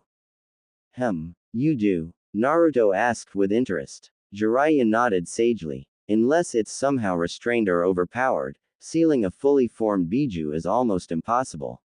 Any sealing that can be done that quickly is too fragile. Any that take that long, well, if the biju doesn't kill you before it's done, it certainly won't stand still enough for the impact. That isn't even getting into how powerful the chakra can be and overwhelm the seal or the vessel before it takes hold. Well, good to know someone can't just come right up to me and surprise seal me, Naruto remarked in some relief. Jiraiya nodded. He didn't bother mentioning that the only thing that could normally survive having the Kyuubi sealed into them long-term was someone from the Uzumaki clan. Something they were in short supply as of now. The irony of Naruto's lack of family being a good thing for his continued freedom wasn't lost on Jiraiya. Well, I'll be heading out for real this time. I told Kakashi to hang back in case something went wrong, Jiraiya informed, waving as he departed. Good. I can finally get the snake smell out of my nose. The damn whale leftovers smelled better, Naruto said, snorting hard as he rubbed his nose. Meanwhile, I see you. Those 3 words haunted her mind with every waking moment. I see you. Those words, and that great blue eye, peering into her soul from across time and space. I see you. She knew that if she ever so much as tried to sense out that massive chakra once more, he would see her again. I see you. She could no longer tell if that notion filled her with dread or numbness. I see you, Karen. She stiffened before trying to hide it. Yes, Gensui-sama, I'm sorry, did you say something? I asked how you're doing, Shiroyasha repeated patiently, eyeing the dark rings around Karen's eyes. I already filled for a return to work, Gensui-sama, Karen answered evenly. Yes, but I asked how you're doing, Shiroyasha reiterated, getting only silence. Karen, you were unconscious for 2 days and in the hospital for another. Physically you're fine, but you've refused to answer any questions about what happened. Karen balled her fist, not in anger, but to steady herself. If you're worried I can't do my job as a censor. I'm worried about you, Karen, Shiroyasha stated forcefully. You don't have to explain what happened. But can you give us some idea of what you're going through? Quote. Karen looked down. I think he can still sense me. The Kyuubi, the leader of Grass asked with a raised eyebrow. The new one, yes, Karen answered, refusing to look up still. Every now and then I can feel some spike in his chakra, whenever he's focused on my direction. Quote. Karen, do you think the Kyuubi marked you in some way? Shiroyasha asked carefully. I don't know what he did. Or what I did, Karen answered with a shiver. Just that I am acutely aware of him, more than I was before. Like I'm going to turn around, and he'll be watching me from just over the trees. Shiroyasha looked troubled at that. There was no telling what all of that could mean. Gensui-sama, I'm fine, honestly, Karen assured with a weak smile. I just need to get a good night's sleep for a change. Shiroyasha nodded slowly. Is there anything else? Yes, Karen answered with a frown. I'm not sure if you knew already, but he went south. South? Shiroyasha asked with a raised eyebrow. I don't know why, but I could feel him move further and further away yesterday. Shiroyasha cupped her chin. They're probably keeping the Kyuubi somewhere out of the way so that he's not lurking over the village all the time. I'm sure that even if the village got used to that, it wouldn't be good for customers. That was objectively true, Karen knew. Why haven't they tried to seal him though? Shiroyasha gave her a dry smile. Because having a Jinchuriki is one thing. Having an actual tailed beast as a willing ally. That's terrifying. End of chapter. Yo. Welcome BAKC to another chapter. Here we had Naruto getting two very interesting meetings, a friendly one with Gamabunta, and a less friendly one with Orochimaru. Yeah, Naruto has been aware that Orochimaru was following them, but couldn't make sure anyone else knew without giving it away. Luckily, Jiraiya is Jiraiya, and figured it out as well. Also, a little peek into how Karen is doing. Not great, but not too horrible. Naruto really mind her. Which, to be fair, was less to do with what he did and more to do with her being a censor type. Still, all in all, Naruto had eventual start to his new beach home. Until next time, we are not killing our Jinchuriki. The official with a Sokutai hat frowned dramatically. Rakage, need I remind you that the daimyo? This is not the first time a Jinchuriki has died, said without hesitation or wavering. This is the only time one has become a Biju. Are you aware of what normally happens? Is the daimyo? The courtier remained silent, knowing the answer. Best case scenario, the Biju is gone for couple years before reforming. Worst case, it is released right then and there, leading to devastation and death, A answered calmly. We are well aware of the last time the Hachibi broke loose, the courtier said quickly. He flinched back, as if struck, as A stood and slammed his fists through his own desk. Then why are you here, you moron?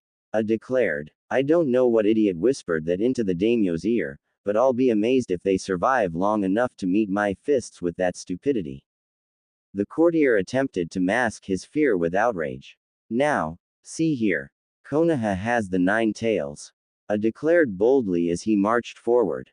Not in a jar, not in a host, but an actual Biju now guards the land of fire. And you want to risk our own Jinchuriki, of being at such a disadvantage for years. The courtier fell backward in fright, attempting to crawl backwards without seeming pathetic. Well, that is, a point, perhaps that I should remind to my lord at my return. A towered over the official from Lightning's capital. Listen well, you worm. Tell the Lord of Lightning that without our Jinchuriki, we could never hope to stop the 9 tails before it ravished the lands, least of all if it is aided by the ninja of Konoha. The official swallowed nervously. You are dismissed, said pointedly, prompting the man to run as fast as his legs could carry him. Mabui silently entered the still open door. That went well. People that know nothing of ninja and ceilings should keep their mouths shut on things like this, said loudly under his breath. Mabui frowned. Do you think it'll come to war? It might have to. This changes the balance of power, said with a distasteful frown. Many already considered Konoha the mightiest of the ninja villages, and they refused to utilize their Jinchuriki as weapons of war. Now they have a Biju that appears loyal to them. Has B heard anything from his Biju? Mabui asked idly. A shook his head. B says the 8th bastard refuses to say anything about it. But Yugito thinks the beasts are sad. Mabui wasn't sure how to process that, so she left it be. Our agents in the land of fire say the Kyuubi has been moved to a beach in the south. Konoha wasn't very secretive. That is one boon. Hiding a Jinchuriki is easy enough, but a creature that massive. A shook his head. I can scarcely imagine what that thing is doing, now that it has space to move and practice its power freely. Meanwhile, Naruto crawled out of the water, spitting a long and giant stream of water out of his mouth. Huh, I made a rainbow. Neat. Naruto said with a smile up at the event. He walked with 3 legs, one of his hands occupied. He brought his hand down, carefully allowing the sands to shift out of his grip before placing down his prize, the wreckage of a sunken ship, taken from the bottom of the bay. He idly looked over the rest of his collection, that consisted of anywhere from 4 to 7 ships. Some of them were still half missing and he wasn't sure which went together yet. Now if I only knew how they put ships in a bottle, then I could surprise the hell out of everyone back in Konoha, Naruto said, glancing to the empty sake bottle off to the side. This is what you're doing. I know that voice, Naruto said with a hum as he turned to see some familiar faces on the beach. Azumo. Katetsu. You finally got off gate duty. The two braced themselves as Naruto approached them, less because of fear and more from just how high they had to look up. Any reason to come to the beach, Kotetsu said with a smirk. But seriously, this is what you're doing. I took a break from falling in water, Naruto answered, his fur still dripping wet, making his fluffy tails a rather unimpressive display. And so you now have salvaging as a hobby? Azumo jabbed, glancing at small fleet of wrecks. Or just making the ship version of a junkyard?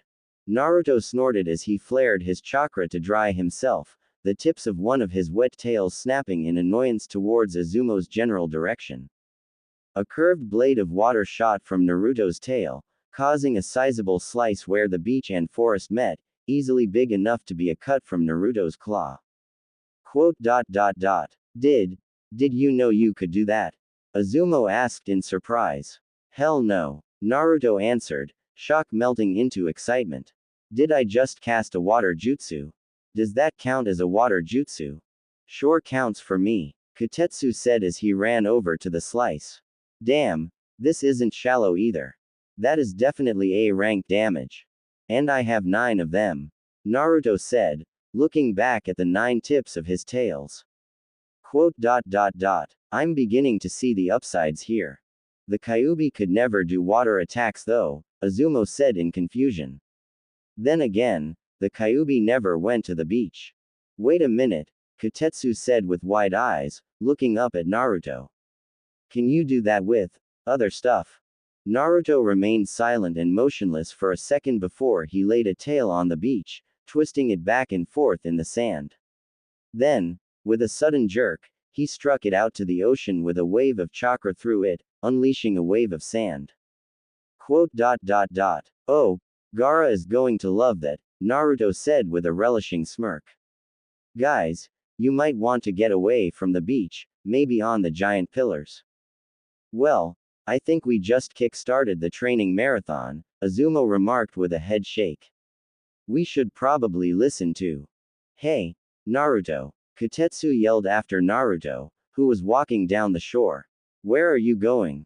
Away from my boat collection. Naruto answered without looking back. Azumo and Kotetsu shared a look at that. We really shouldn't, Azumo said warningly. But imagine if there's something good in them. Kotetsu said, looking at the ships. Yeah, but you want to be stuck inside one when Naruto cannonballs. You did hear Kakashi warn you about that, right? Azumo reminded. Oh, he's not going to do that anytime soon. Not while he's training, Kotetsu waved off. Yes, he's just going to be hurling around more chakra than we can probably comprehend, Azumo said dryly. Exactly, Kotetsu said with a sage nod, ignoring his friend entirely.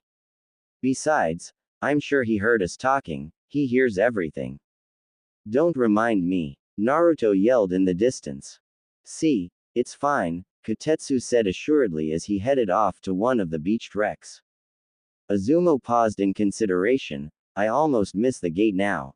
A few hours later, a thoroughly destroyed section of the beach left Naruto rubbing his chin in thought. Okay, water and sand are easy. Same with earth, though, that turns more into a rain of rocks. Wind is hard to catch with my chakra. Which, I get, it's wind. I can't exactly grab it. Fire. I'm going to put off for the moment. Don't want to burn down all the trees. Naruto murmured. Idly, he stabbed a tail into the ground, his chakra surging through it. Naruto leaned away as a miniature sand twister formed near his back. And I can do that, he mused as he removed his tail, shaking off the sand. Though, if I can do sand, can I do stuff like ice if it was cold enough? The topic of ice made Naruto's mind drift back to an old enemy and friend of his. His eyes looked eastward, towards the land of waves and the grave of Haku. From that self-proclaimed tool, he had learned the value of fighting to protect those he cared about. The sight of the setting sun on Konoha from his perch atop the Hokage monument flashed in his eyes, with Sakura sitting on his snout with a smile on her face. That much hadn't changed about him. Something on your mind? Azumo asked idly. Naruto glanced to him and raised a great brow. There's an octopus over your shoulder. It was in one of your ships, Azumo answered with a shrug. Never tried to fry one of these things, so, something new to try. Naruto said nothing to that, glancing back out over the horizon. We're, going to be setting up camp on one of the pillars, since it's getting late, Azumo offered. Enjoy the view then, Naruto answered idly. Quote. Seriously, is there something wrong? Making me a bit worried here, Azumo asked in concern. No, just lost in thought, Naruto mused. They ever say what they were doing about Sasuke? Azumo blinked, a small scowl on his face. He's not seeing daylight anytime soon. That's all we know. Naruto sighed and shook his head. Stupid bastard. Ruined things for both of us. My dream and his revenge. Looks like neither of us will get what we wanted. Azumo remained silent, knowing those words weren't really for him. The giant fox rolled his massive shoulders as he stood. Well, no use sulking about it, Naruto decided as he headed back to the waters. Azumo watched in fascination as Naruto's hands and feet made contact with the water, bobbing in the water as he attempted to walk on the water before ultimately falling through into the shallows. Well, shallows for a biju. Then he brought his hand up and tried again. Definitely still him. Just keeps pushing along, Azumo said with a bit of relief, watching as the golden figure slowly began to vanish beneath the surface of the water. Naruto, trying to so much as hover underwater, continued his small trek on the seafloor as his fur swayed in the water. Something bumped against his nose, prompting him to stop in surprise. It was a shark, a rather large one, who was staring at Naruto with an animalistic confusion. Then it bit his nose. Above water, Azumo and Kotetsu looked up as a very large explosion erupted at sea, launching something into the air with a voice echoing from the deep. Off. Both of them, from their perch on the mountainous pillars, watched as something flew through the sky and fell into the waters. Is that a shark? Azumo asked, squinting at the object. Talk about biting off more than you can chew, Kotetsu remarked. More like natural selection, Azumo said with a headshake. Next day. Hey, gate guys. Wake your asses up. Azumo and Kotetsu jumped from their bedrolls next to their campfire, as they rose to the edge and saw Naruto looking up at them. What the? Naruto. Kotetsu yelled down. Are we being attacked or are you a nine-tailed rooster now? Is something wrong? An intruder? Azumo asked with a frown. Nope. Naruto answered, crossing his arms. Pack your shit and get something in your stomach, we're going back to Konoha. The two shared a look at that. Why? Kotetsu asked in bewilderment. We just got here yesterday. Because I feel like it, Naruto answered bluntly. I've been here for the better half of a week. So either get ready or I'm not giving you a free ride home. Quote. Can he really just go back without warning anyone? Kotetsu asked in a whisper. Yes, I can, Naruto interrupted in annoyance. Looks like we don't have a choice, and our job is to keep an eye on him, Azumo remarked, turning back to their little campsite. Less than an hour later, Naruto was making his trek back to Konoha. Mostly retracing his path from the first time. Well, this is going to be like a giant road or something if you keep sticking to this path, Kotetsu remarked as he looked back, seeing Naruto's footprints from his coming and going to the beach. So, why the sudden desire to head back to the village? Azumo asked from between Naruto's shoulders. Like I told Kakashi-sensei and the pervert, I'm staying at the village at least once a week, Naruto said bluntly. You seemed pretty happy about getting your own space though, Kotetsu remarked. Well, yeah, but that's like being happy you can leave your house finally. You don't want to be cooped up all the time, but you want to come home still, Naruto explained. I guess that makes sense, Kotetsu decided, glancing back at Naruto's tails. So, what's it like? Naruto grunted questioningly. Having 9 tails. And I don't mean 9 tails of chakra, I just mean 9 actual tails, Kotetsu asked, watching them moves around. Mostly in unison, but one or two would sometimes twitch out in their own direction. Naruto started, hesitating. It's hard to explain. They're a bit like arms, but it's hard to remember just how flexible they are. Controlling them all at once is hard, unless it's something simple. Avoid this spot, lay down, stay behind me and don't sway all over the place. Using one or two for more specific things isn't too hard. They all feel weird as hell, like I have tiny legs sprouted just above my ass. Tiny legs, Azumo asked, trying not to laugh at the description. Tiny to me, Naruto reasoned. I'm telling you, those tails are 90% fluff. Definitely one of my weirder missions, Kotetsu decided with a head shake and nearly fell off as Naruto suddenly came to a stop. Wow, what now? Little old lady crossing. Azumo frowned as he noticed Naruto sniffing the air. What is it? I don't know, Naruto said, his voice free of all humor as a dark look crossed about his face. I know this scent from somewhere though, and I don't like it. Azumo looked to the north, the direction of the village. The village is close now. I know, Naruto answered pointedly, his ears raised. Nothing seems wrong here, Kotetsu pointed out. We should just head on, we can just report it to the Hokage. I know, Naruto repeated with narrowed eyes. Both Chunin resigned themselves as Naruto treaded off the path. No other settlements were nearby, so at least that wasn't a concern. Naruto's strides got longer and faster. Azumo and Kotetsu said nothing, merely holding on while watching for anything out of the ordinary. Then, without warning, Naruto reached his hand out towards the ground. His hands landed not with a loud slam but with a firm thud. You okay, Shika, Ino, Choji? Naruto asked suddenly. Oh thank Kami, it's just Naruto, Ino said in relief. I thought it was some other giant monster. Naruto normally took offense to unironically being called a monster. He did not, however, take issue to being summarized as a giant monster, in terms of what he was. Somehow, adding giant to it made it sound more descriptive and less insulting.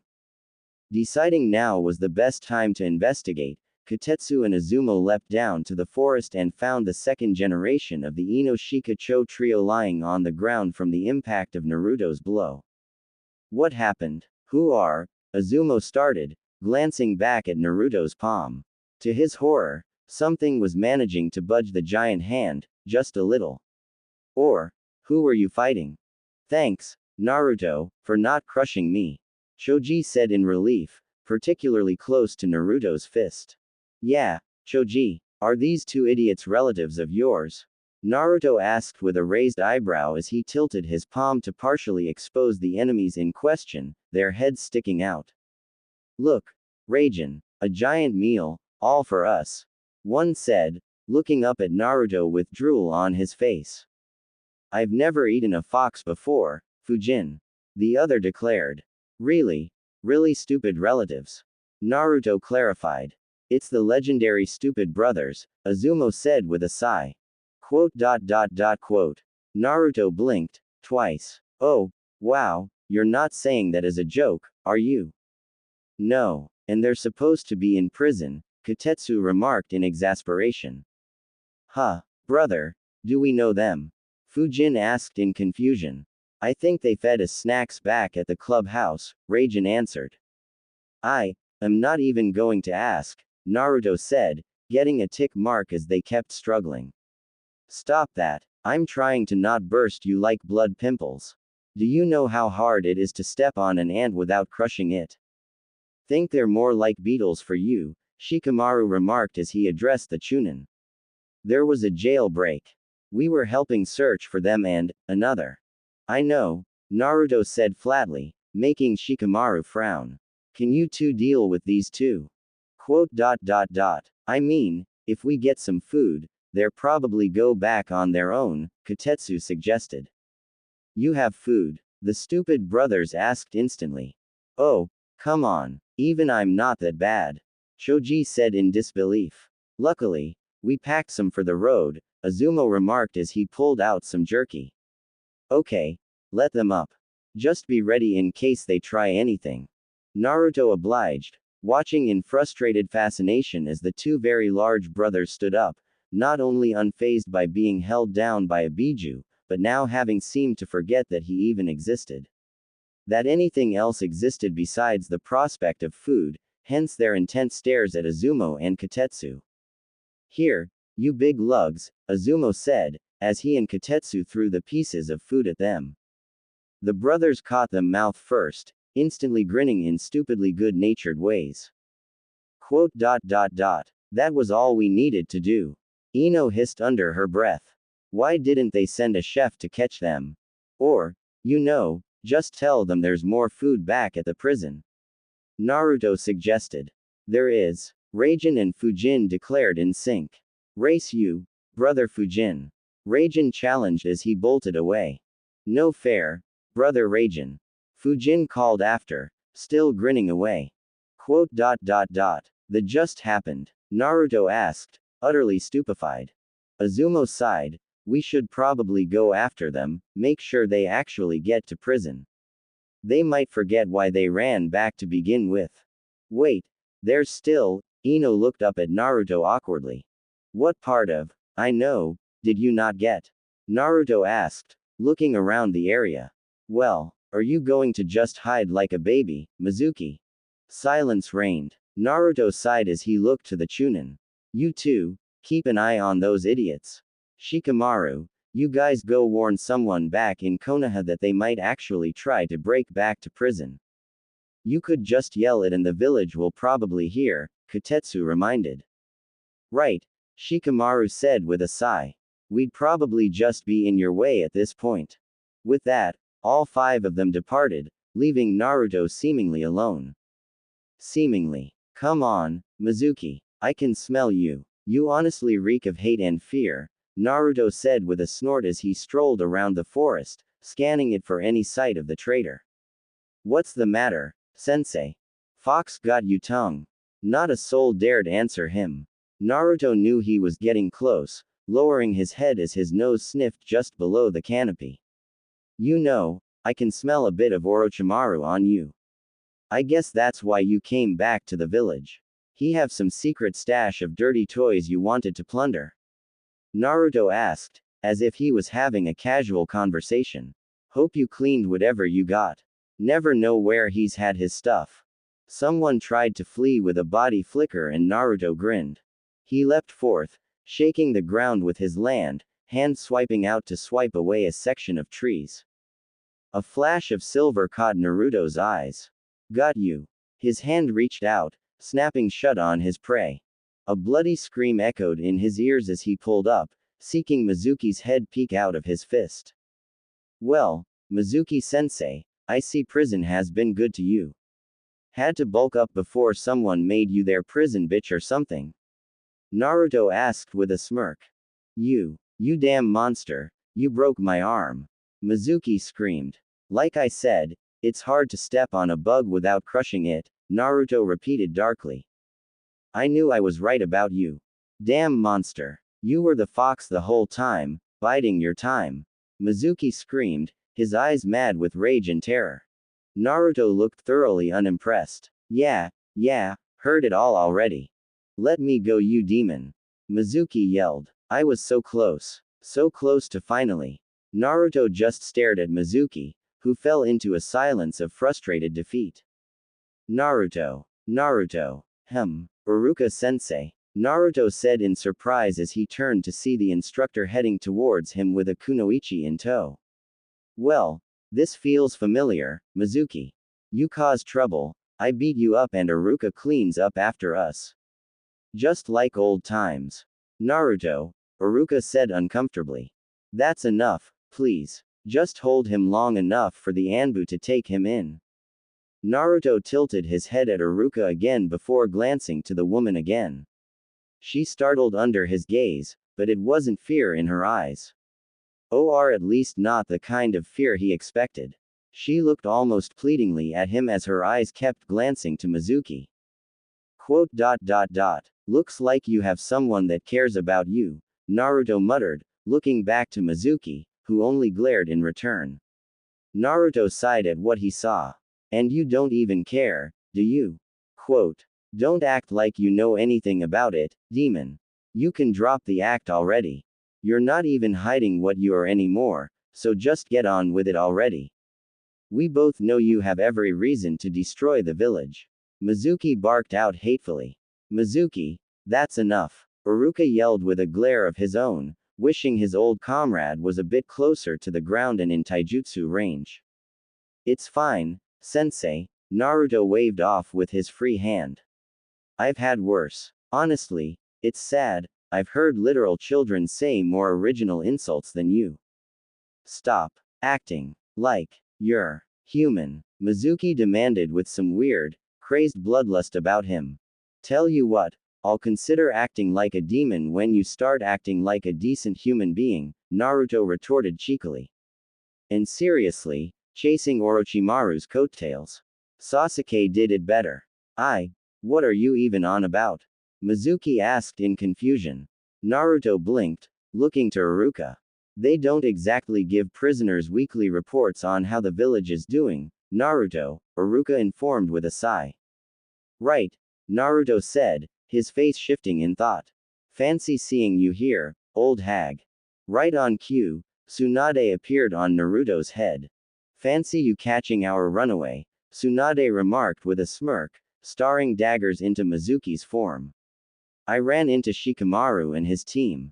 You picked a perfect time to visit, Naruto. You're telling me, Naruto said as he lowered Mizuki down to the ground and suddenly released him. What are you? Mizuki started, only to be surrounded by 4 Anbu, one holding a kunai to his throat. Quote. Oh. With that, he was bound and restrained as Tsunade came down to flick him on the head, leaving him groaning and almost crying on the ground in pain. We're going to have a nice long chat about what you were planning before sending you back behind bars, Mizuki, Tsunade said factually. Lady Hokage, the kunoichi said. May I have a moment with Mizuki? Tsunade frowned at her. And you are Tsubaki, my lady, she answered softly. Naruto couldn't see Tsunade's face from this angle, but he knew her eyes hardened at that. I see. And I'm just supposed to trust you weren't helping him. Hiding him.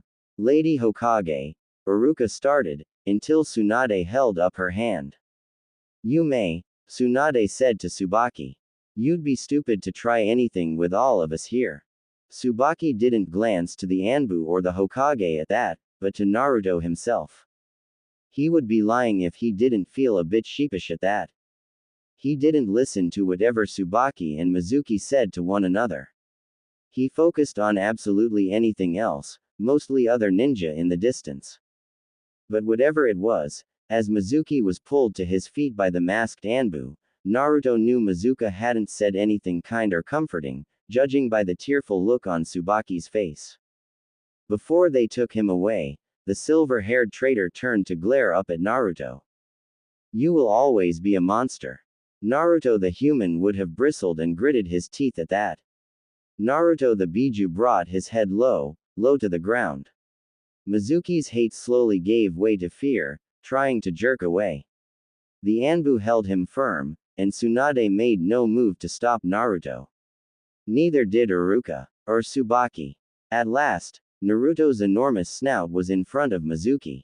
A long, harsh snort came from Naruto's nose, Mizuki nearly jumping out of his skin. Then, Naruto opened his jaw. Slow, and just enough to see through the vast fangs, to feel the heavy breath. Then why are you still alive? The cold, toneless question shook Mizuki as he stared into his personal image of the Shinigami, as if only now comprehending how painfully easy this monster could kill him. After all, it's very hard to step on an ant without killing it. Naruto snarled in disgust as he pulled back. Naruto? Tsunade asked with a quirk eyebrow. He pissed himself, Naruto informed with displeasure. I'm done with him. You, old hag. Take him away, Tsunade called out, the Anbu nodding as they left. Iruka, escort Tsubaki back to the village. I have a few questions for her and you as well.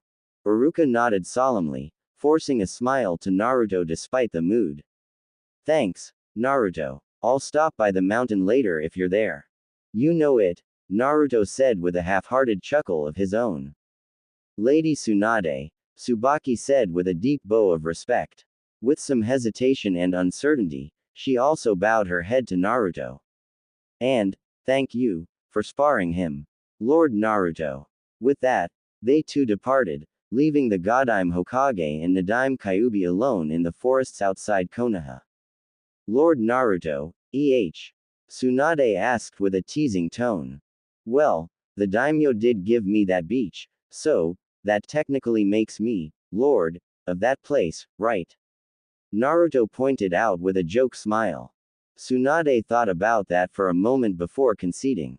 Can't argue with that logic. But, moving on, got tired of the beach? Tsunade asked curiously. Got tired of being away from home, Naruto answered with a shrug. Besides, you guys apparently fall to pieces while I'm gone. What's that supposed to mean? Tsunade asked flatly. I was gone for less than a week and you guys have a jail break. Naruto pointed out, somehow both amused and frustrated. Seriously, are the emergencies literally going to wait until I leave to happen? Yes, you idiot. You're a giant guard fox looming over Konoha. People are afraid to pickpocket with you around. Tsunade pointed out. It's a ninja village. They should be afraid to pickpocket on principle. Naruto countered, finding the idea hilarious. But seriously, a jail break. Did Sasuke break out? 'Cause if he did, I will honestly be a bit pissed off. No, he didn't, Tsunade said with an eye roll. Given how valuable he is, we kept him secure in Konoha. Quote. Naruto stared at her for a long moment of concern. Quote. I don't like that look, Tsunade said with a frown. Are you sure he didn't bust out in the middle of this? Naruto asked, something almost a whine to his voice. 'Cause knowing your luck. Oh, go slump on your perch and get your tails in a knot. I'll have them check his cell, Tsunade said with a huff as she headed back to the village. If she looked back, she'd see a smiling Nine Tails. End of chapter. Shout out to Elite Shadow who predicted that Naruto would be pulling up some sunken ships and deal with sea creatures. I swear, dude, I already had that written out and didn't steal the idea, but I kept laughing when I read your spot-on guess. Well, had some fun stuff here. The sprinkling in of how Naruto's situation affects another country, aka Kumo, and Naruto comes back to help deal with a jailbreak. Look, say what you want about Naruto filler, at least it fits in the timelines as opposed to Bleach's fillers. I honestly liked several of the filler arcs, and they happen to be useful for certain things in this FIC. Anyway, yeah, Mizuki got to see Naruto as the Kyuubi and Naruto got to have one of his darker moments. Look, he's grumpier but he's still about as good aligned as he was pre-bijufication. But as seen with his mind of Karen, he has his moments. Also, brief explanation on Naruto messing around with elements. Back in the earlier days of Naruto, I always assumed that Kurama had a fire-based chakra, given that's a common kitsune thing. The eight-tailed scene in the pain fight kind of implies that. But besides that, he doesn't have much of an elemental thing going. All the others do, albeit some are niche. However, given that Kurama is unique among the Biju, I think he can technically do all of the elements to some extent, when he isn't split in two yin-yang halves at least. He just chooses not to because he can already brute chakra force most issues. Naruto Bang Naruto is more interested in figuring out what he can do, hence this. That's about it for now. Next chapter you'll find out where Sakura was in all of this. The people of Konoha were more than a little aware of the rumbling under their feet, the only warning they had before a mountain of golden fur walked up onto the Hokage monument. I'm back, people. Naruto's declaration was met mostly with silence, but the worry left their souls with a collective sigh of relief. Yeah, screw you too, assholes. Not everyone, they know who they are, Naruto said as he took a seat, more or less in the same spot he had last time. You choose a rather interesting time to return, Kakashi greeted as he appeared on top of a nearby tree. Hey, sensei. That porn new? Naruto asked casually. It's an uncut edition, Kakashi answered with an eye smile. Make any giant sandcastles after I left? No, Naruto answered in confusion. Well, that's almost disappointing, Kakashi mused. I assume by that display I saw earlier, you helped resolve our little situation. Yeah, I did, Naruto answered as he scanned over the village. Sakura out on a mission. Kakashi sighed. Team 7 is effectively broken, Naruto. Given yours and Sasuke's situations, she's bouncing between teams for now. Naruto hummed, displeased but resigned in understanding as his ears started to twitch. Something wrong? Kakashi asked with a head tilt. Some of the clients are gawking at me, Naruto answered awkwardly. At least they're more amazed than afraid. Oh, yeah, more clients are making trips to the village in person in hopes of a chance to see, well, you, Kakashi informed. Quote. Neat, Naruto said with a grin. So this is what positive attention feels like.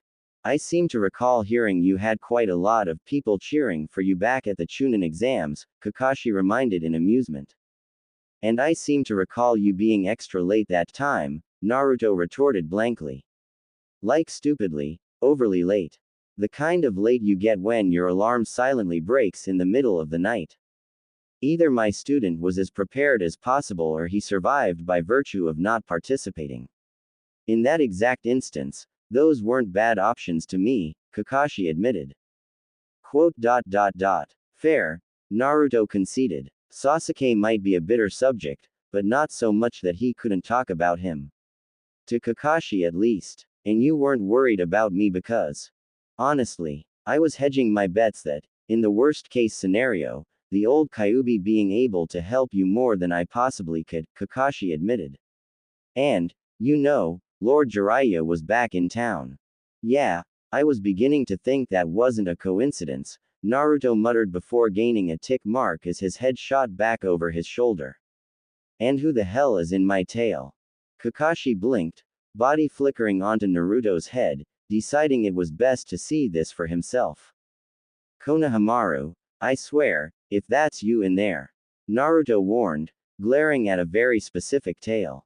Needless to say, most of the village was watching curiously, wondering just who had been dumb enough to do something like that. A head of purple hair popped up. Snake Lady, I warned.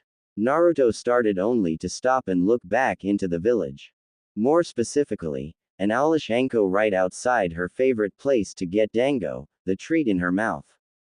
Wait, if Anko's there. Naruto said, turning to look at the figure in confusion. The person pulled themselves fully out of the fur, revealing an Anbu mask. Did you assume that Anko was the only purple-haired woman in the village? She asked neutrally. To his defense, it's not exactly far from the truth, Kakashi mused, waving to her. Cat. Dog. She returned before focusing on Naruto again. Honestly, I thought she'd be the only one with purple hair crazy enough to go poking around in my tail, he said, wiggling the exact appendage she was in, reminding her of his annoyance. Apologies. I was attempting to cross while you were moving and I may have underestimated how easy it would be to fall into your tail, she said as she began to pull herself loose, leaping away to land in a tree. I don't think anyone has tried to use chakra to walk on your tails before, Kakashi mused, cupping his chin in thought. Try it, sensei, and I promise you're not getting off as easily as she did, Naruto warned dryly. Also, yeah, off, hag. I have a right to worry about that. Do I want to know? Kakashi asked warily. I asked Tsunade to make sure Sasuke didn't escape in all of this, Naruto answered. Upon hearing that he was still in his cell, her words were, I told you, brat. So normal for you both, Kakashi decided with a nod. Naruto. With Kakashi still on his head, Naruto looked down and saw a familiar runt running up to him. Hey, Konohamaru, Naruto greeted as he leaned down and instantly startled. Wait, Why do you have a black eye? Is that from training or is some asshole picking on you? Black eye. Boss, what are you talking about? Konohamaru asked, reaching up to rub his eyes. When he removed his hand, one of them was stained black. What the? He instantly pulled off his goggles and examined the inside. Miyogi put ink in my goggles. Ahahaha. You got pranked. Naruto laughed out, his whole body racked with mirth. Nice one, Miyogi. Considering all the tails and teeth, it was fairly terrifying to behold for many. But Miyogi just snickered to herself as she shared a high five with Udon. Shut it, it's not funny. Konohamaru exclaimed, crossing his arms with a pout as Naruto laughed. Not funny. No, not at all, Naruto said sarcastically, slowly containing his humor to mere chuckles. I'd offer to help, but my way of cleaning wouldn't work. Would it though? Konohamaru asked in thought. Naruto's pause was telling, and concerning. Naruto, no, Kakashi warned sternly. Oh, I wasn't going to use it on him. I'm not always smart, but I'm not that reckless, Naruto stated. I think some of your friends would agree to disagree with that, Kakashi said. Oh, they are, Naruto said, glaring out at the village at someone in particular. Yeah, I see you, Shikamaru. Anyway, what's the worst that could happen? The goggles blow up. Yes, Kakashi answered flatly. Cool, let's try it. Konohamaru agreed with an eager grin. You want to blow up your goggles? Kakashi called down. Kakashi, he's a kid. Blowing up stuff is either terrifying or awesome at that age. There is no in between, Naruto reminded bluntly. I think I was an exception to that, Kakashi stated evasively. Either way, no, we're not testing what your chakra will do if you poured it into the goggles. GGGGGHH. Konohamaru groaned in disappointment. Well, that let down out of the way, you just come up to say hi. Naruto asked curiously. Huh, oh, right, no, I didn't. Konohamaru remembered, suddenly taking a pose while pointing at Naruto accusingly, who blinked at the sudden shift. You ran off to the beach without even saying goodbye. Naruto raised a large brow at the complaining child. Konohamaru, go home. Why? Konohamaru asked in bewilderment. Go home, lie on your bed, and don't move at all for 2 days straight, Naruto said pointedly. Then you can complain all you want. Konohamaru looked almost intimidated by the prospect before looking to the side in annoyance. You still could have at least said goodbye. I did, to the whole village, Naruto said, but half conceding that point all the same. Look, I would have brought back a souvenir, but all I have on that beach are whale bones and sunken ships. Wait, really? Konohamaru exclaimed. Why didn't you bring any of those back? You kind of walked into that, Kakashi pointed out with an eye smile. Yeah, I'd facepalm if you weren't on my head, Naruto agreed in exasperation. Well, is there anything else cool at your beach? Konohamaru asked eagerly. Well, there are these giant rock pillar things. And a biju-sized sake bottle, Naruto mused. What? Tsunade yelled from the Hokage tower, audible from elsewhere. Don't get too excited, hag. I already drank it all. Don't worry, it did absolutely nothing to me, Naruto assured her in the village, before his eye twitched in annoyance. Of course, she wasn't worried about a drunken biju, she was jealous she didn't get any.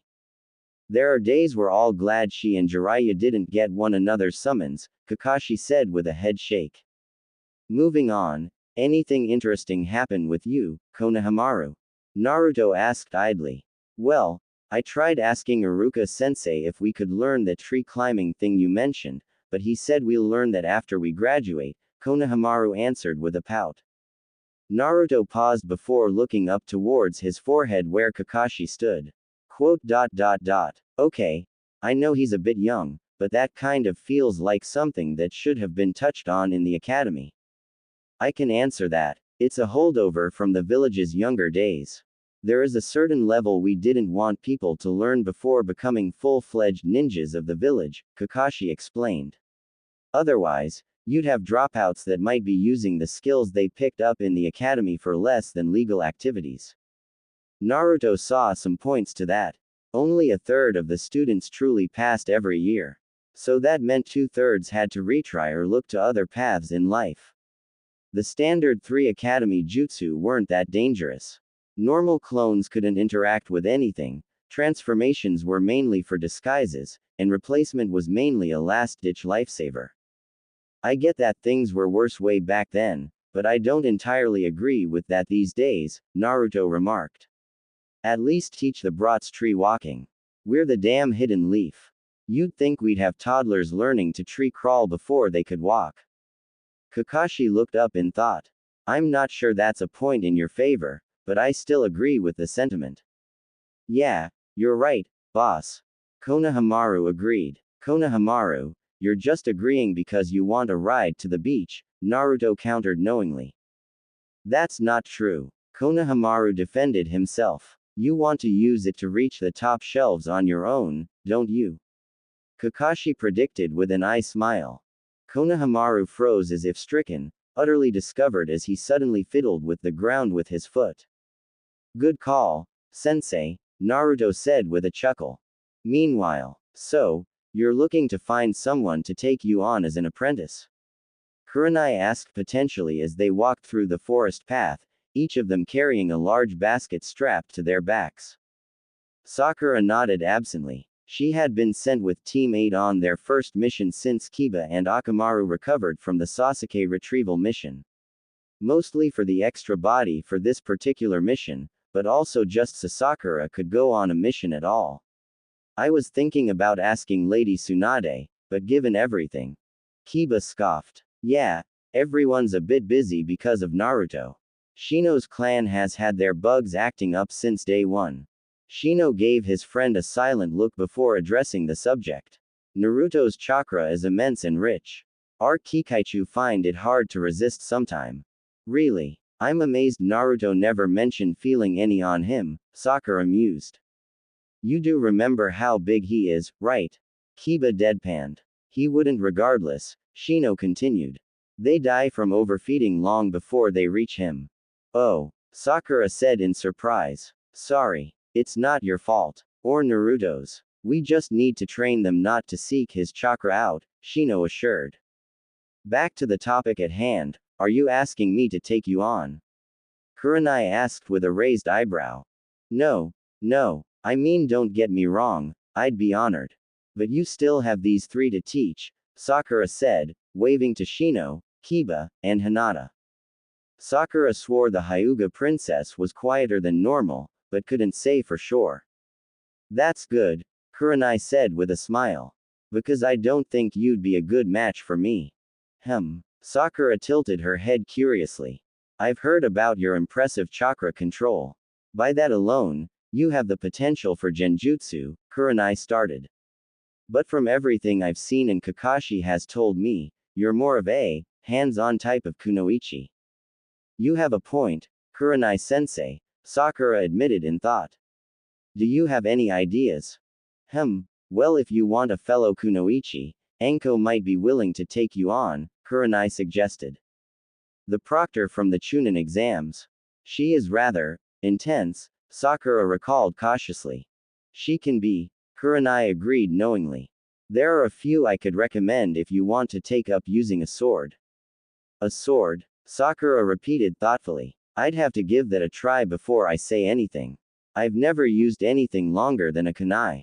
Yeah, it's not easy, Kiba admitted, getting surprised looks. What? I thought swords were cool when I was a kid and decided to try my hand at learning some techniques. Did not go well for me, I'll leave it at that. You almost chopped off Akamaru's ear or something, didn't you? Sakura deduced. They weren't real swords. Kiba barked back. But yeah, if they had been, he might be missing an ear. The small dog grumbled at that. Ultimately, it's one part about your skills, but also about what kind of ninja you want to be, Kurenai remarked. I have a bit of an artistic touch. That's what got me into genjutsu originally. What kind of ninja? Sakura murmured. Watch out. Sakura blinked as Hinata grabbed her by the back of the shirt, just as she was about to walk out onto a sudden drop in the group. Thanks, Hinata, Sakura said in relief, smiling back at her. Hinata didn't quite smile as she looked away shyly. Why, you're welcome.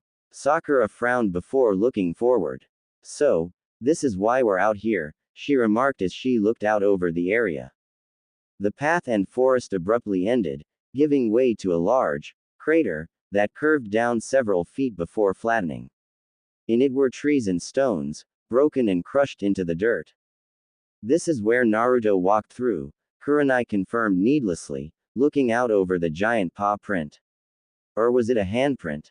The farmer that hired us was delivering an order when it happened. His horses and cattle won't come near here still. That won't cause any problems for Naruto, will it? Hinata asked in concern. It shouldn't. This was the daimyo's idea after all, Sakura mused. Kiba, what's wrong? Shino asked suddenly. Everyone looked at the Inuzuka who was staring very intently at the paw print. One moment, Kiba said as he took off his basket and jumped up into tea.